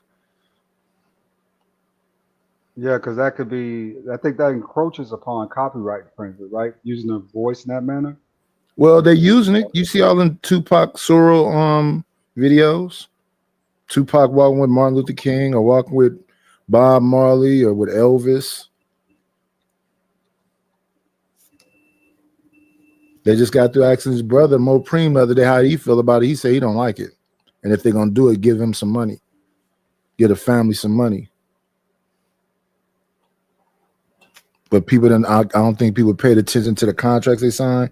So maybe somehow somebody got rights to his likeness. Because why can't they use that?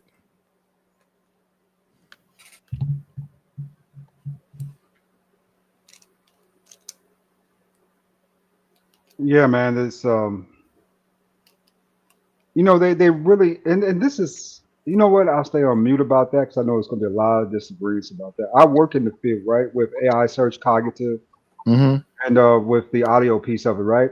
So, you know, from a platform perspective, I still believe in the back of my head when it comes to personal use in a lot of cases, they need to regulate that better, right? Because like you were saying, a lot of this is just, you know, people really encroaching upon someone else's image and copyright. That needs to be enforced more, in our, you know what I'm saying, by our laws that govern this country. Because not only are people losing money, but at the end of the day, you know what I'm saying, the false images are projecting people as well. So, but that's something society needs to work on. Well, it's what they're saying with it. That too. So, yeah. So when you got the Tupac image saying stupid stuff and doing stupid stuff, and then they had something where they made see, the thing of it is, it's getting to the place where you can't really tell. So they took some kid's image and made a video of them robbing a store and all this other stuff. But they didn't really do it, but people really believe that was real. That's dangerous. So very dangerous. They can take my image, put it in a damn room with detectives, and I'm saying all this stuff, and not even me. We got the footage. No, you don't. And then you're looking at you on it and like, oh man, that's gonna be an issue. Especially if people don't really know you.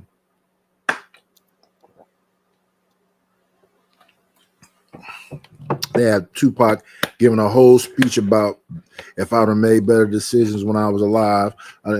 I'm positive his family don't want to see that. No, nobody really wants to see that or should want to see that.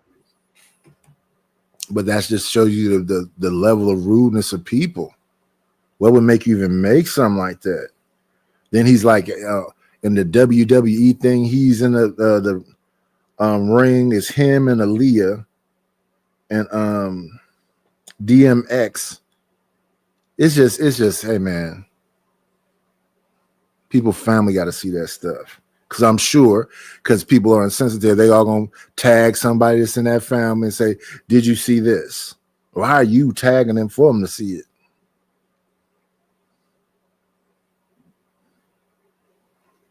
Man, people's sense of humor nowadays is twisted and warped, man. It really is. You know what I'm saying? Half this shit ain't even funny no more, nor educational. Out chasing, you know, right? Yeah. I just got through watching a video earlier about some guys that was up in Walmart. It's an older black man on the floor, and one guy gets behind him and the other guy gets in front of him, and he started taking a picture of the man on the floor, bald head, and talking about, oh, this is going to be great. And the man looks up and he's putting his hand up and going, brother, don't do that. Then it's another young dude in front of him talking about, what you going to do about it? I don't like them kind of pranks.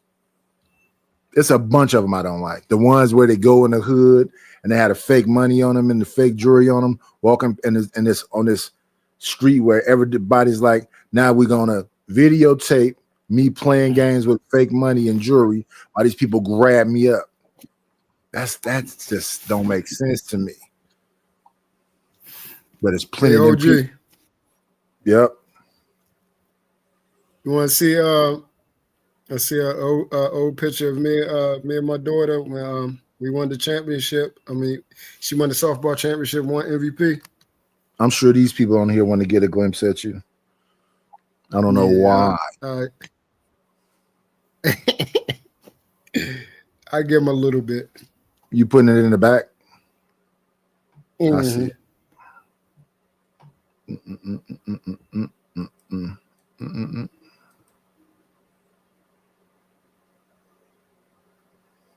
It's nothing there. There it go. Why is it not showing up? Let me see. What format is the picture in? Change it to JPEG. I don't know. I'm looking at. I see the picture down here, but when I try to put it up here, it's not popping up. Let me see. Let's change from this to this.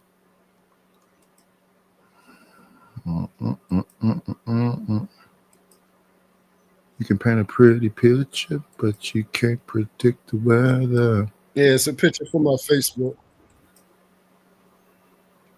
Yeah, let me see. I see it down there, but when I pop it up, it's not showing nothing.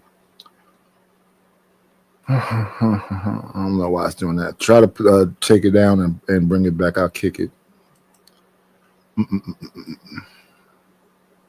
Kicked him too. Yeah, come back.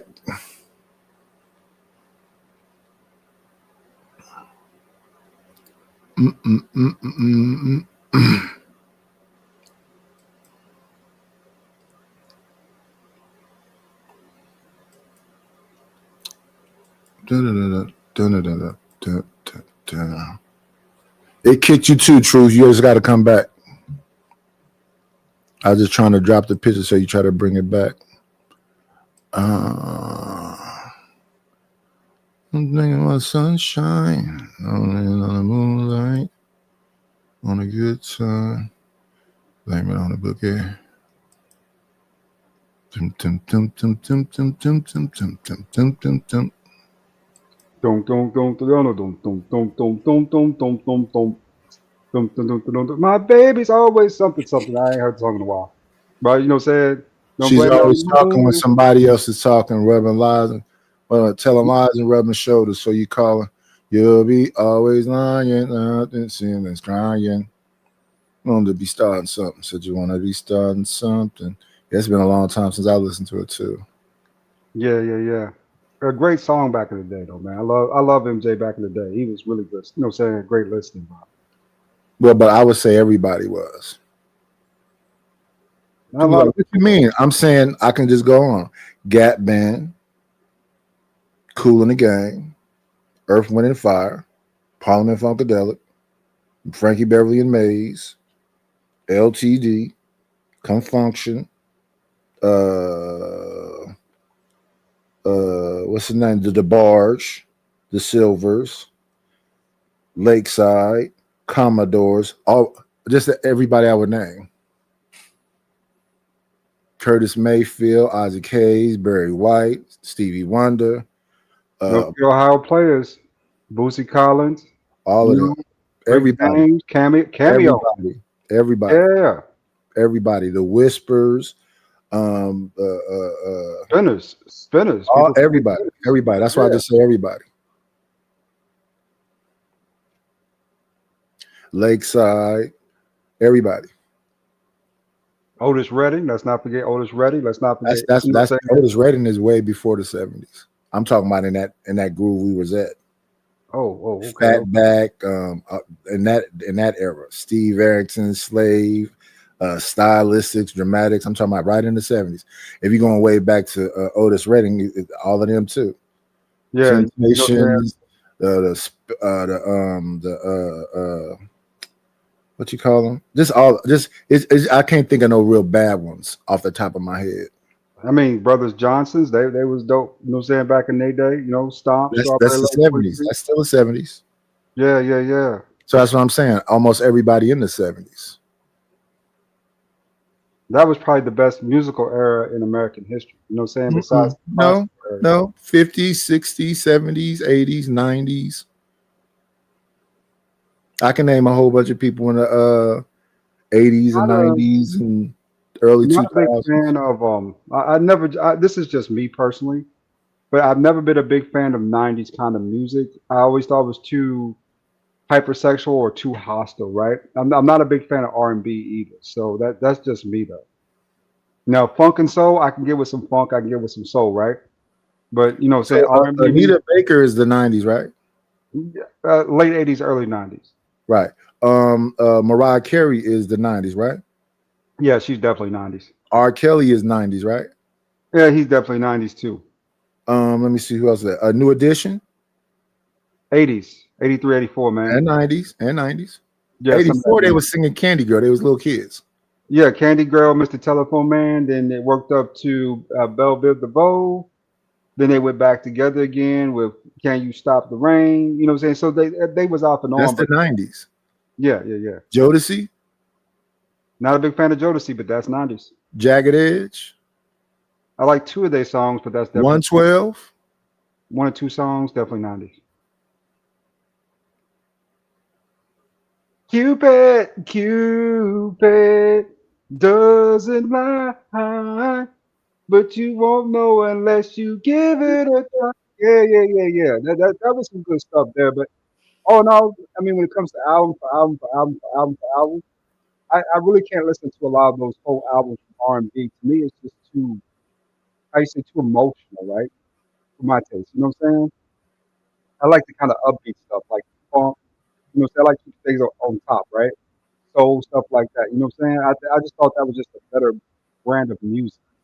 But everyone has their opinions though about it. But I just, it's like when it came to a lot of the 90s R&B music, and I mean, even now, right? I mean, I can do a song or two once or twice, but I don't put it on, you know what I'm saying? Like I put Ohio Players, I'll put that on replay. You know what I'm saying? I could play that all day long, right?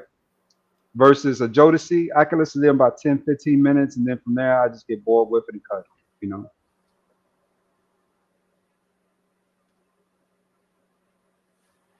Let me see. Ohio Players. Ohio Players got some skips for me. What's his name? Bar-Kays got some skips for me. Yeah. Good morning, Reese.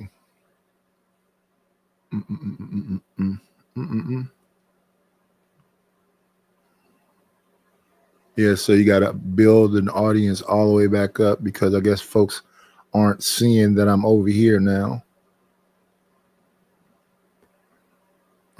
What's your algorithm look like?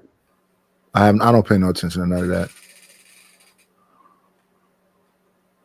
I know people that do understand all that and read all of that, yeah, but I don't pay no attention to all of that. That's the first place I would check your algorithms and see exactly who's being, you know what I'm saying, who your channel is being presented to. Oh, the last channel was between the ages of 35 to what they say. What's it? It told me the percentage of people from 25 to 35, but the largest numbers between 35 and 42. Yeah, that's probably the largest demographic in this space, right? Yeah, this is not showing for some reason. I can see it down here at the bottom, but it ain't showing up here. It's probably the format. What dot is it? Is it dot JPEG, dot PDF? Can you see the extension at the bottom? Let me see. Edit. No, it's not saying it there. Let me see. Ben, what he can do is screenshot it and then pull it from the screenshot. The screenshot will show up. If he just, how did you get the picture? Truth. It's something that's saved on somewhere. It's just a picture, right? Are you on a Windows laptop or a MacBook? If you're on a Windows from my laptop, Facebook. Did you screenshot it? No, this is from a Facebook. Right. You have screenshot it and then pull it from the screenshot and pull it up here. That'll work. do you got snipping tool down there, True? If you got snipping tool on your laptop, just snip it. Well, that's what a screenshot is, a snip. How do I do that? On mine, I push Shift and the Windows button and then S. But I have a Dell.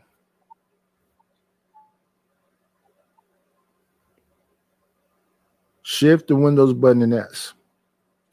Yeah, I got a Chromebook. Yeah, just look it up. Look it up on YouTube right quick. How to screenshot on a Chromebook. Let me see.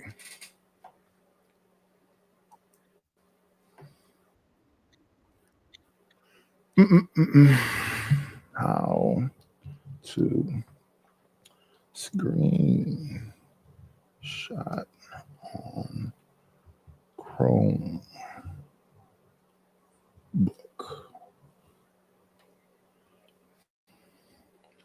2 ways to take screenshot tips. Chromebook, how to screenshot. That's from 4 years ago. Let's get some more recent. 4 years ago, 8 years ago. How to screenshot on Chromebook 10 months ago.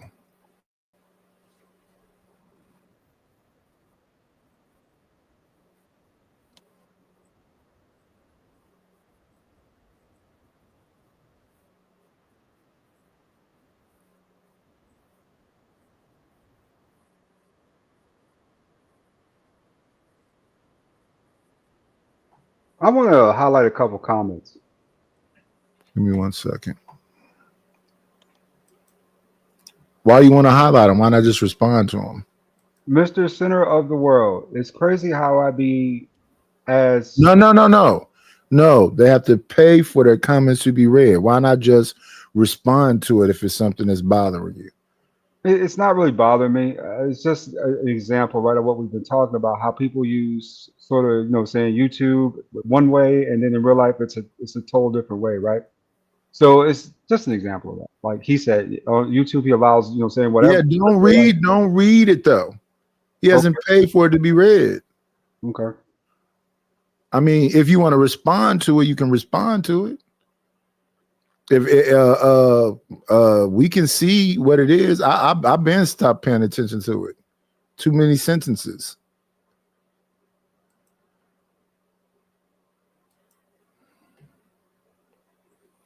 So here we go. And how to take a screenshot on your Chromebook. So you can do this in 2 ways. The first is by accessing the quick settings panel. Quick setting panel. That's in the bottom right. It's going to make this pop up. Then selecting screen capture. And it's select screen capture. Choose the photo icon here. And then click anywhere to capture the image or capture whatever it is that's currently on your screen. Alternatively, you can always choose to use keyboard shortcuts. So to do that... Do you understand how to do that one? Am I muted? Let me see.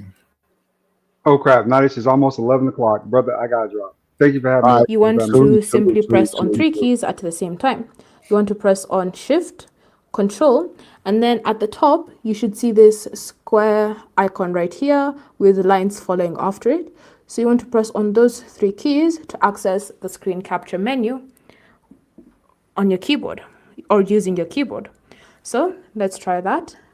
Shift, Control, icon, and then you can see it on your screen. So now you can select the capture icon, and then you can choose a full screen or a partial screenshot or whatever it is that you want to capture.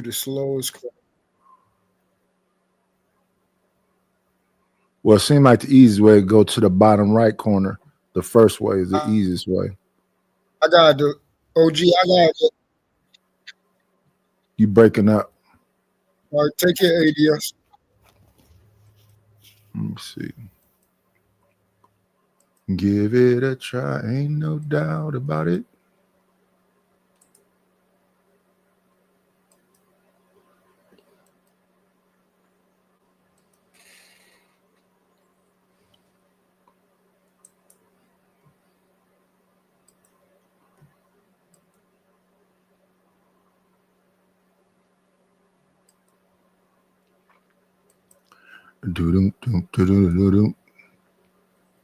Yeah, let me see. What did I just do? We want to get rid of this. Stop screen. We got 28 people in the building. Shout out to the shout outs.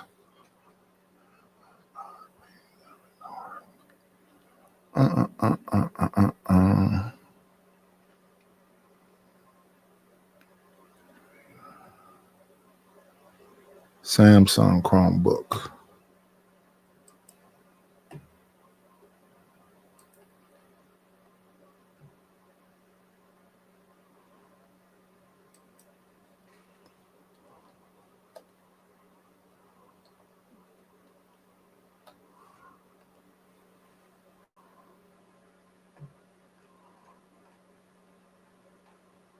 How to screenshot on your Samsung Chromebook.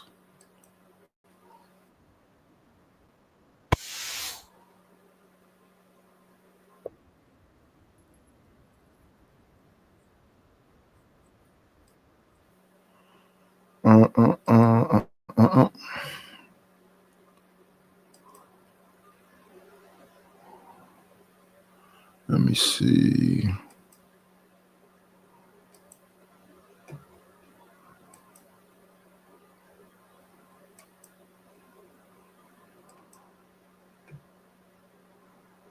Liz, and I'm a certified technician. See this button?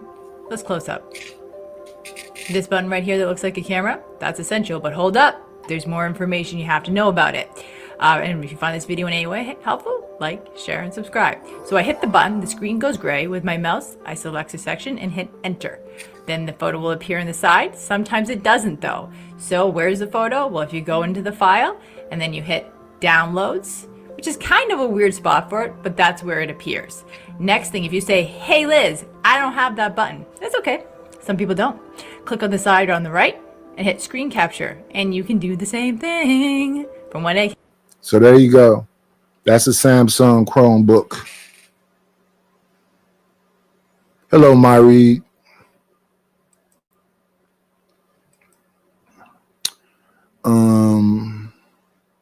Yeah. So we stopped that. So you can just come back and look at the end of the video, Truth. That's a Samsung Chromebook. And this is from a year ago. How to screenshot on your Samsung Chromebook. Take a snapshot with one easy to follow video. That is a Samsung Chromebook from 1 year ago.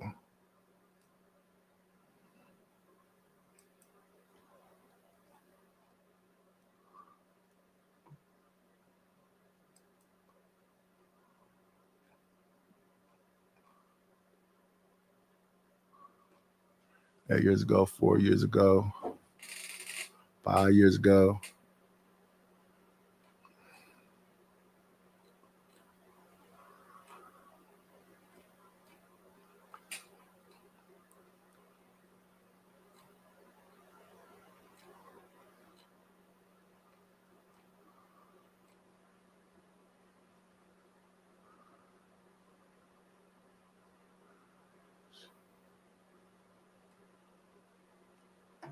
Yeah.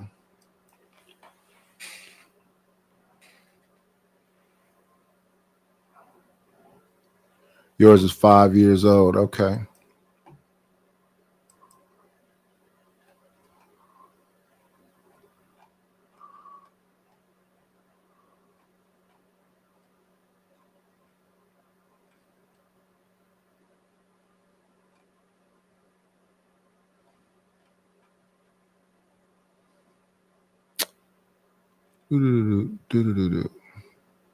Samsung Chromebook.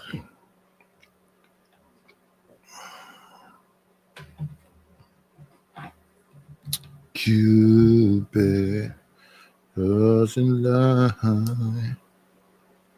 She won't know unless you give it a try.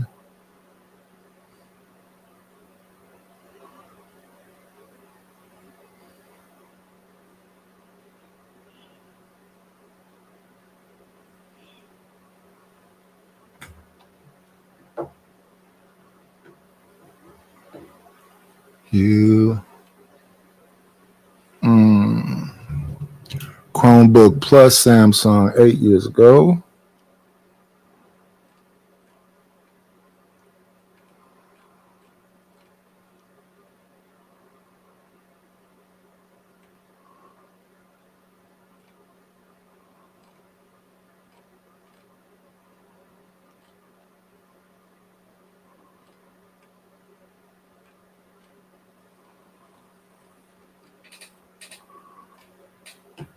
Anyway, I don't see it. I don't see it. Let's drop this. Stop the screen. Cherry blossom fields have gone away.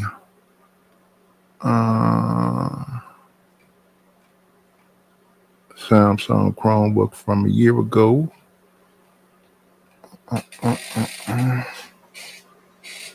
Screenshot. Every night and every day.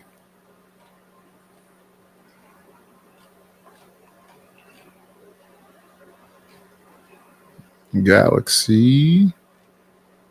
No, I don't see no Samsungs. There's one. Oh, that's the phone.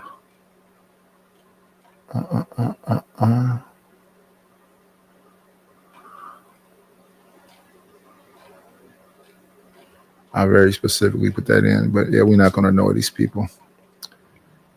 Yeah, let's see if it worked now that ADS is off. Let me see something. Meet me every night. Just trying to screenshot this. It ain't working.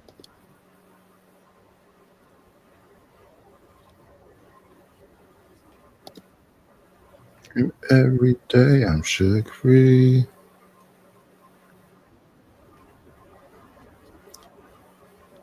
Rilla's back in the building. There we go. Are you the one in the back? One in the front. Okay. There y'all go. What y'all been looking for?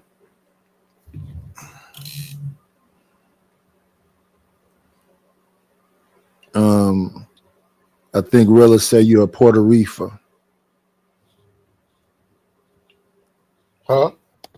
I think Rilla said you're a Puerto Rico.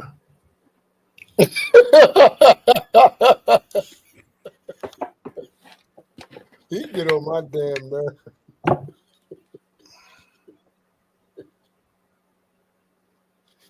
He get on my damn nerves, bro.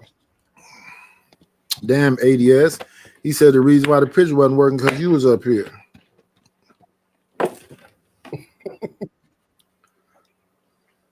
Hold on, let me give y'all another one.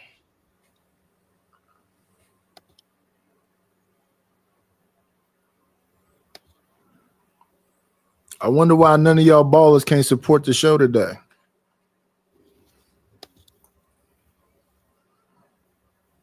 I'm the poor one around this camp.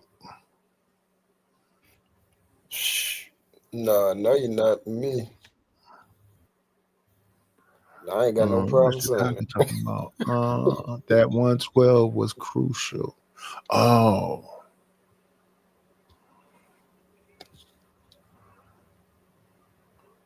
Yeah, Lord ADS say you didn't like 112. I like 112. Plenty of songs. And Cupid might be the last of them. I like Your Letter. Yeah. That's a good one.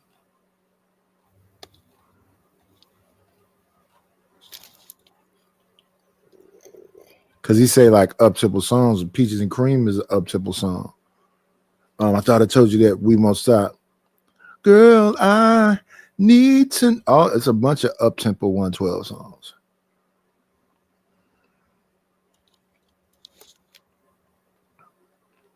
But Cupid is cool too.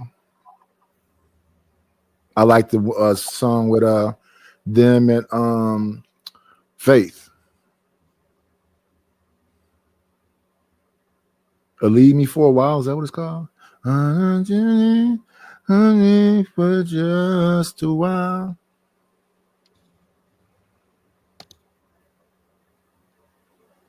Why don't you stay with me for just a while? Because when you leave, you take up the biggest part of me. If nothing else, just the lyrics.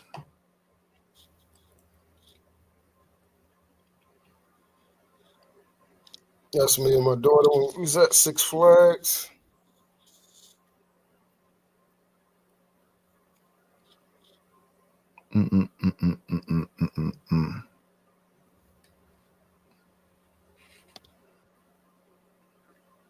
I don't think I stopped buying albums a long time ago, but I do know a bunch of Faith songs. I like the little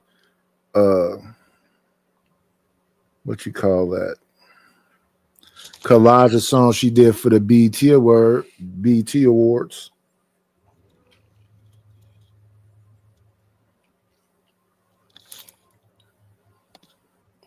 Soon as I get home. That was on the first album, I believe. This is something for all the hateful, angry people. If this don't make you smile, then nothing will.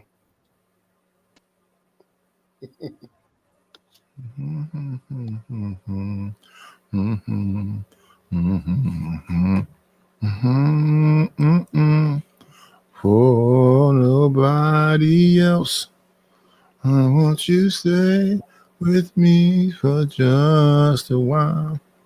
Yeah, you gotta hate babies to not get joy out of seeing a baby picture. Oh man, I dropped him. Oh, okay, he dropped it. Okay. Used to love me. Yeah.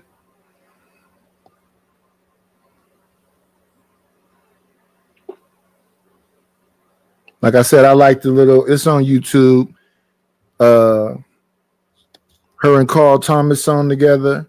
Her and Eric Benet song together. Yeah, I like some Faith songs. But when it comes, I can't say this about when I'm listening to what Lord A.S. is saying. The singers, it's not a lot of them. Like when you talk about like Chaka Khan and Patti LaBelle and just a lot of those singers. I just don't. Even though I like a Mary J. Blige song, but I don't look at Mary J. Blige as like singing. She sings. Faith sings. Somebody told me Anita Baker voice is not nothing special. I'm like, that's interesting.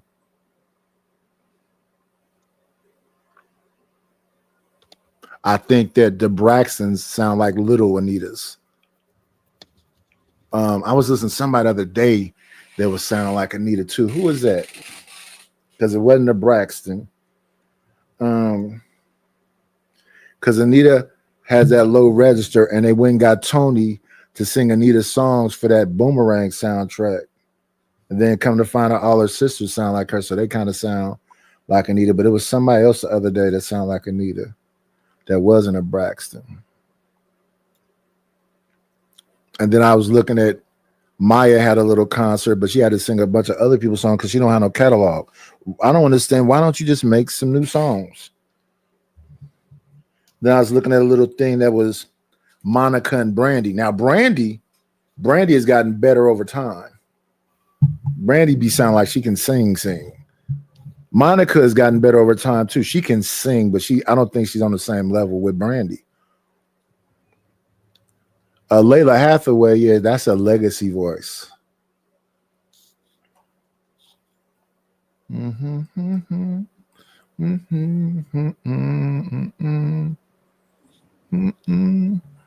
this is the one I was talking about when my daughter had won the championship and she won MVP.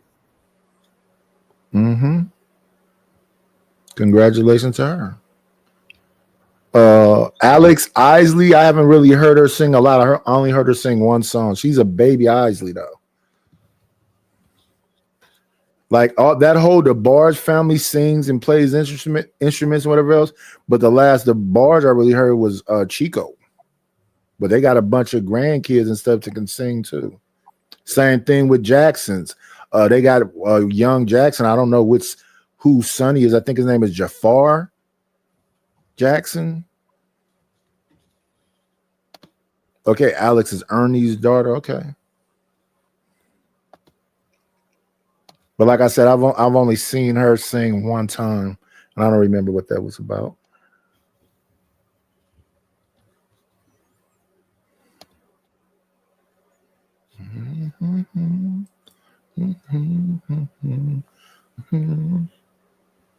That's Who my are these son kids? and That's your daughter. daughter? Oh, that's your son. Okay. Yeah, my son is right here, and that's my daughter, and on the other one. Yeah, is Michael Jackson? Jafar is okay. It's Jermaine's son. Okay. Yeah, he sounds just like Michael.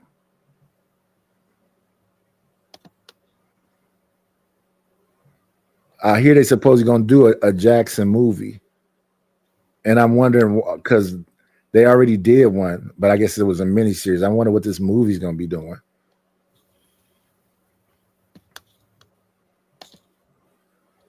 Because that's a generational family. You have to see Michael from a little boy all the way up until that seems like something that have to be like the New Edition one, where you got to have like it'd be a mini series. Like visually, the NWA movie looked cool, but it just so many leaps and bounds, and then it was things that just wasn't believable to me.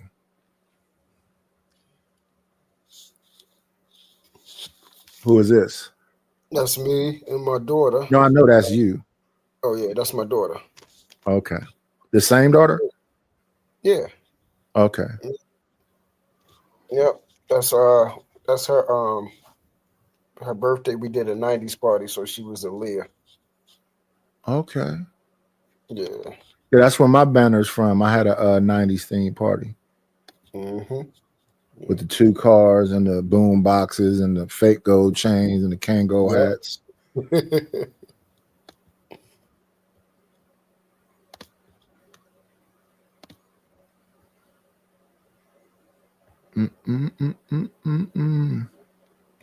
Let me see, what birthday was it? Was that the 44th birthday? Nah, it had to be the 50th.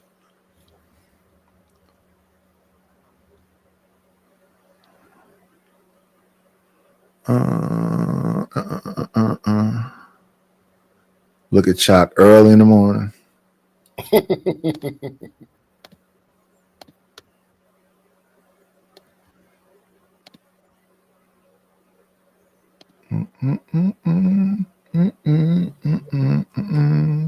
Sorry, Chop. This picture right here about to show you. That's my baby. She looked just like me. All my kids look just like me. She ain't strong.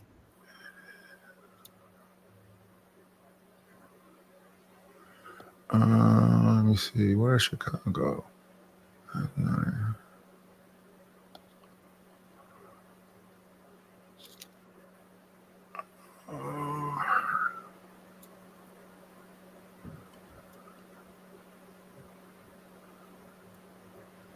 Black people love comparing talent. I never understand that. You just a complainer. What's the problem with comparing talent? I think some of the best singers don't have hits, don't have albums, or they have singles that you like. I think Kelly Price is a great singer, but she doesn't have like a very long catalog. I think that Kiki Wyatt is a great singer. Once again, no catalog. So she'll get up there and sing some Patti LaBelle. She'll get up there and sing some Tamia, but where's the catalog? Where are the songs?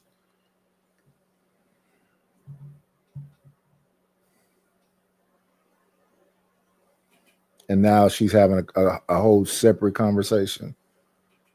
I don't care. I don't think Mary J. Blige can really sing, but she can put a song together, and I like a lot of her songs. And she has a very long catalog. And it doesn't matter if you're the greatest singer or the worst singer. If people don't like you, it don't matter anyway. Talent is not even that significant.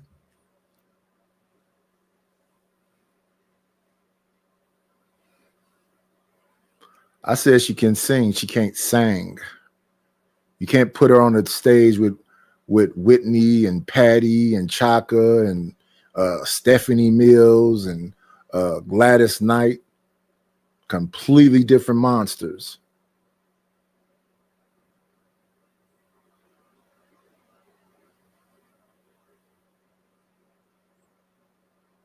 And like, I just don't know too many Monica songs. It's like, yeah, that's it.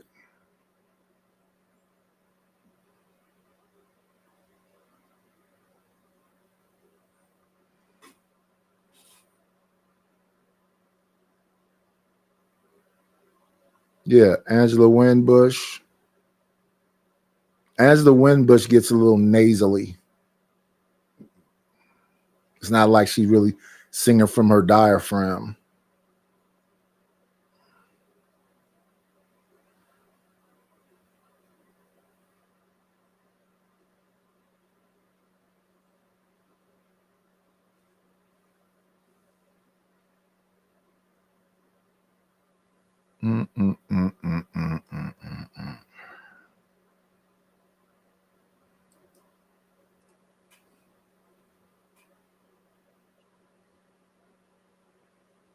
Oh yeah, if I had a bunch of babies like that, I'm not trying to run out in the street and get into no damn wars. Yeah, that's my son right there.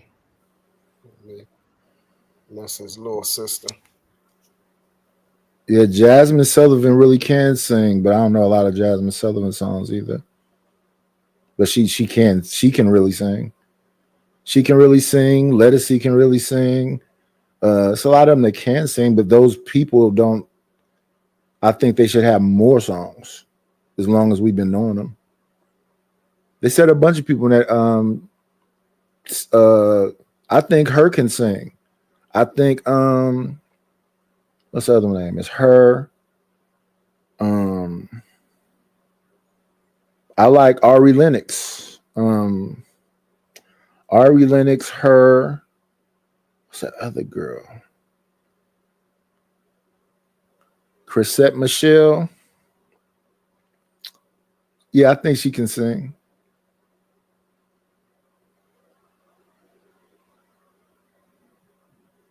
Oh, Sister. Is that her name? SZA. I think SZA can sing. SZA, her, Ari Lennox. Who's current time singing? I like Tim's.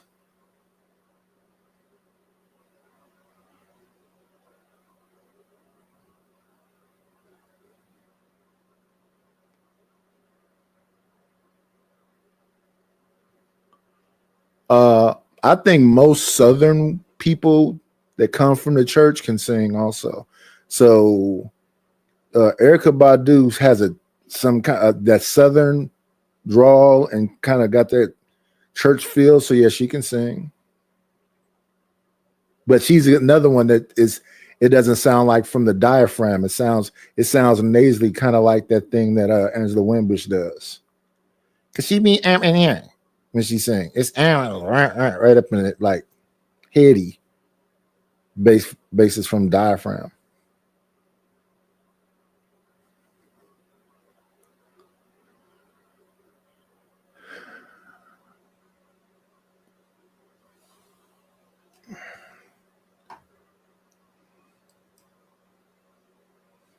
Well, if you can't sing live, how are you going to sell concerts? Because that's what people make most of their money from, concerts. I guess they can rig up the stage.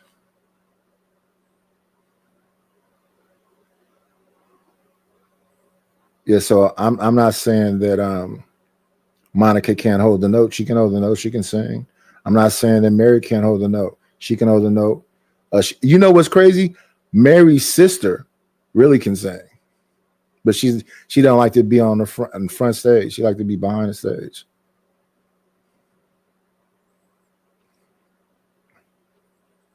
And like Chaka saying, I'm finding a problem with people. I like Erykah Badu. She's nasally.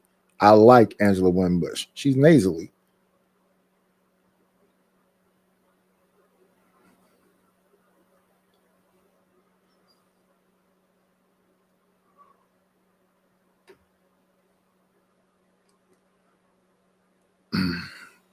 Angel is one of my favorite songs. One of them.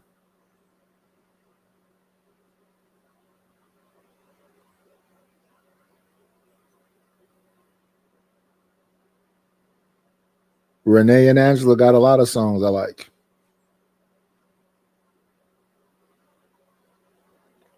I like Imaginary Playmates.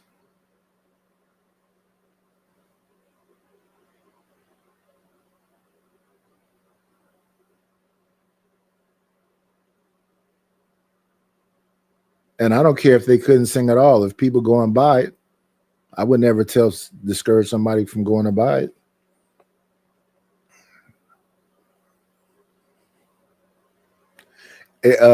When I heard that 411 album, it took a little while to grow on me, but once I started really listening to Mary, she got plenty of songs.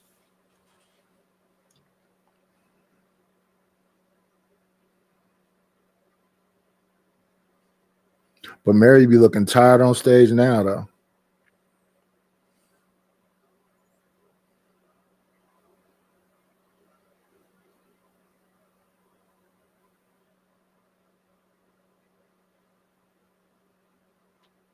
Cherry blossom fields have gone away. Need you every night and every day. I'm sugary. Yeah, like Karen Wheeler, SOS Band.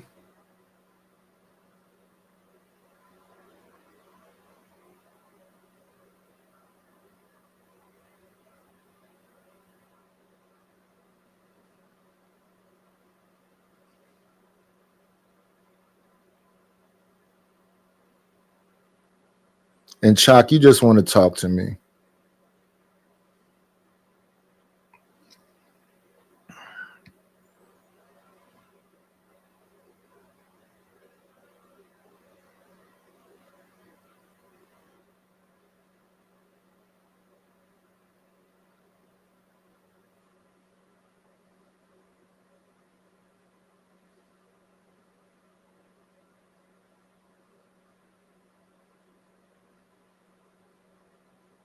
And it's really crazy. The people that have never supported the channel talk to me the most.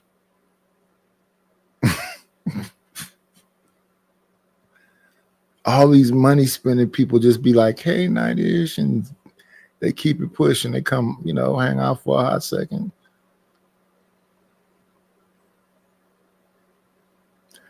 I only know one Coco Jones song.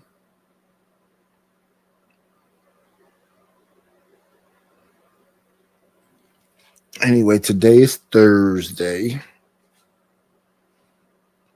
I don't like all the gospel hollering, calling, it's singing. Yeah, I don't know of any woman gospel hollerers. But I do like gospel singers, male and female.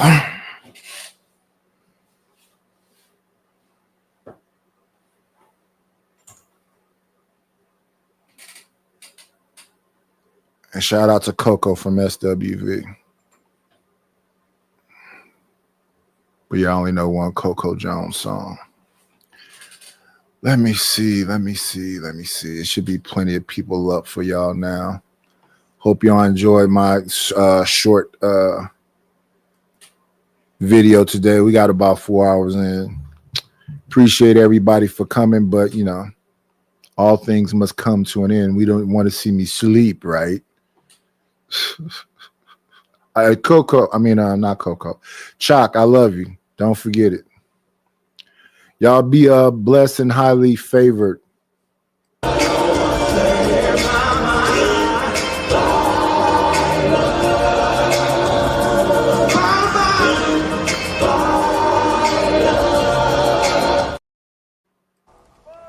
We'll shut this motherfucker down. That's all, folks. Yes, it is.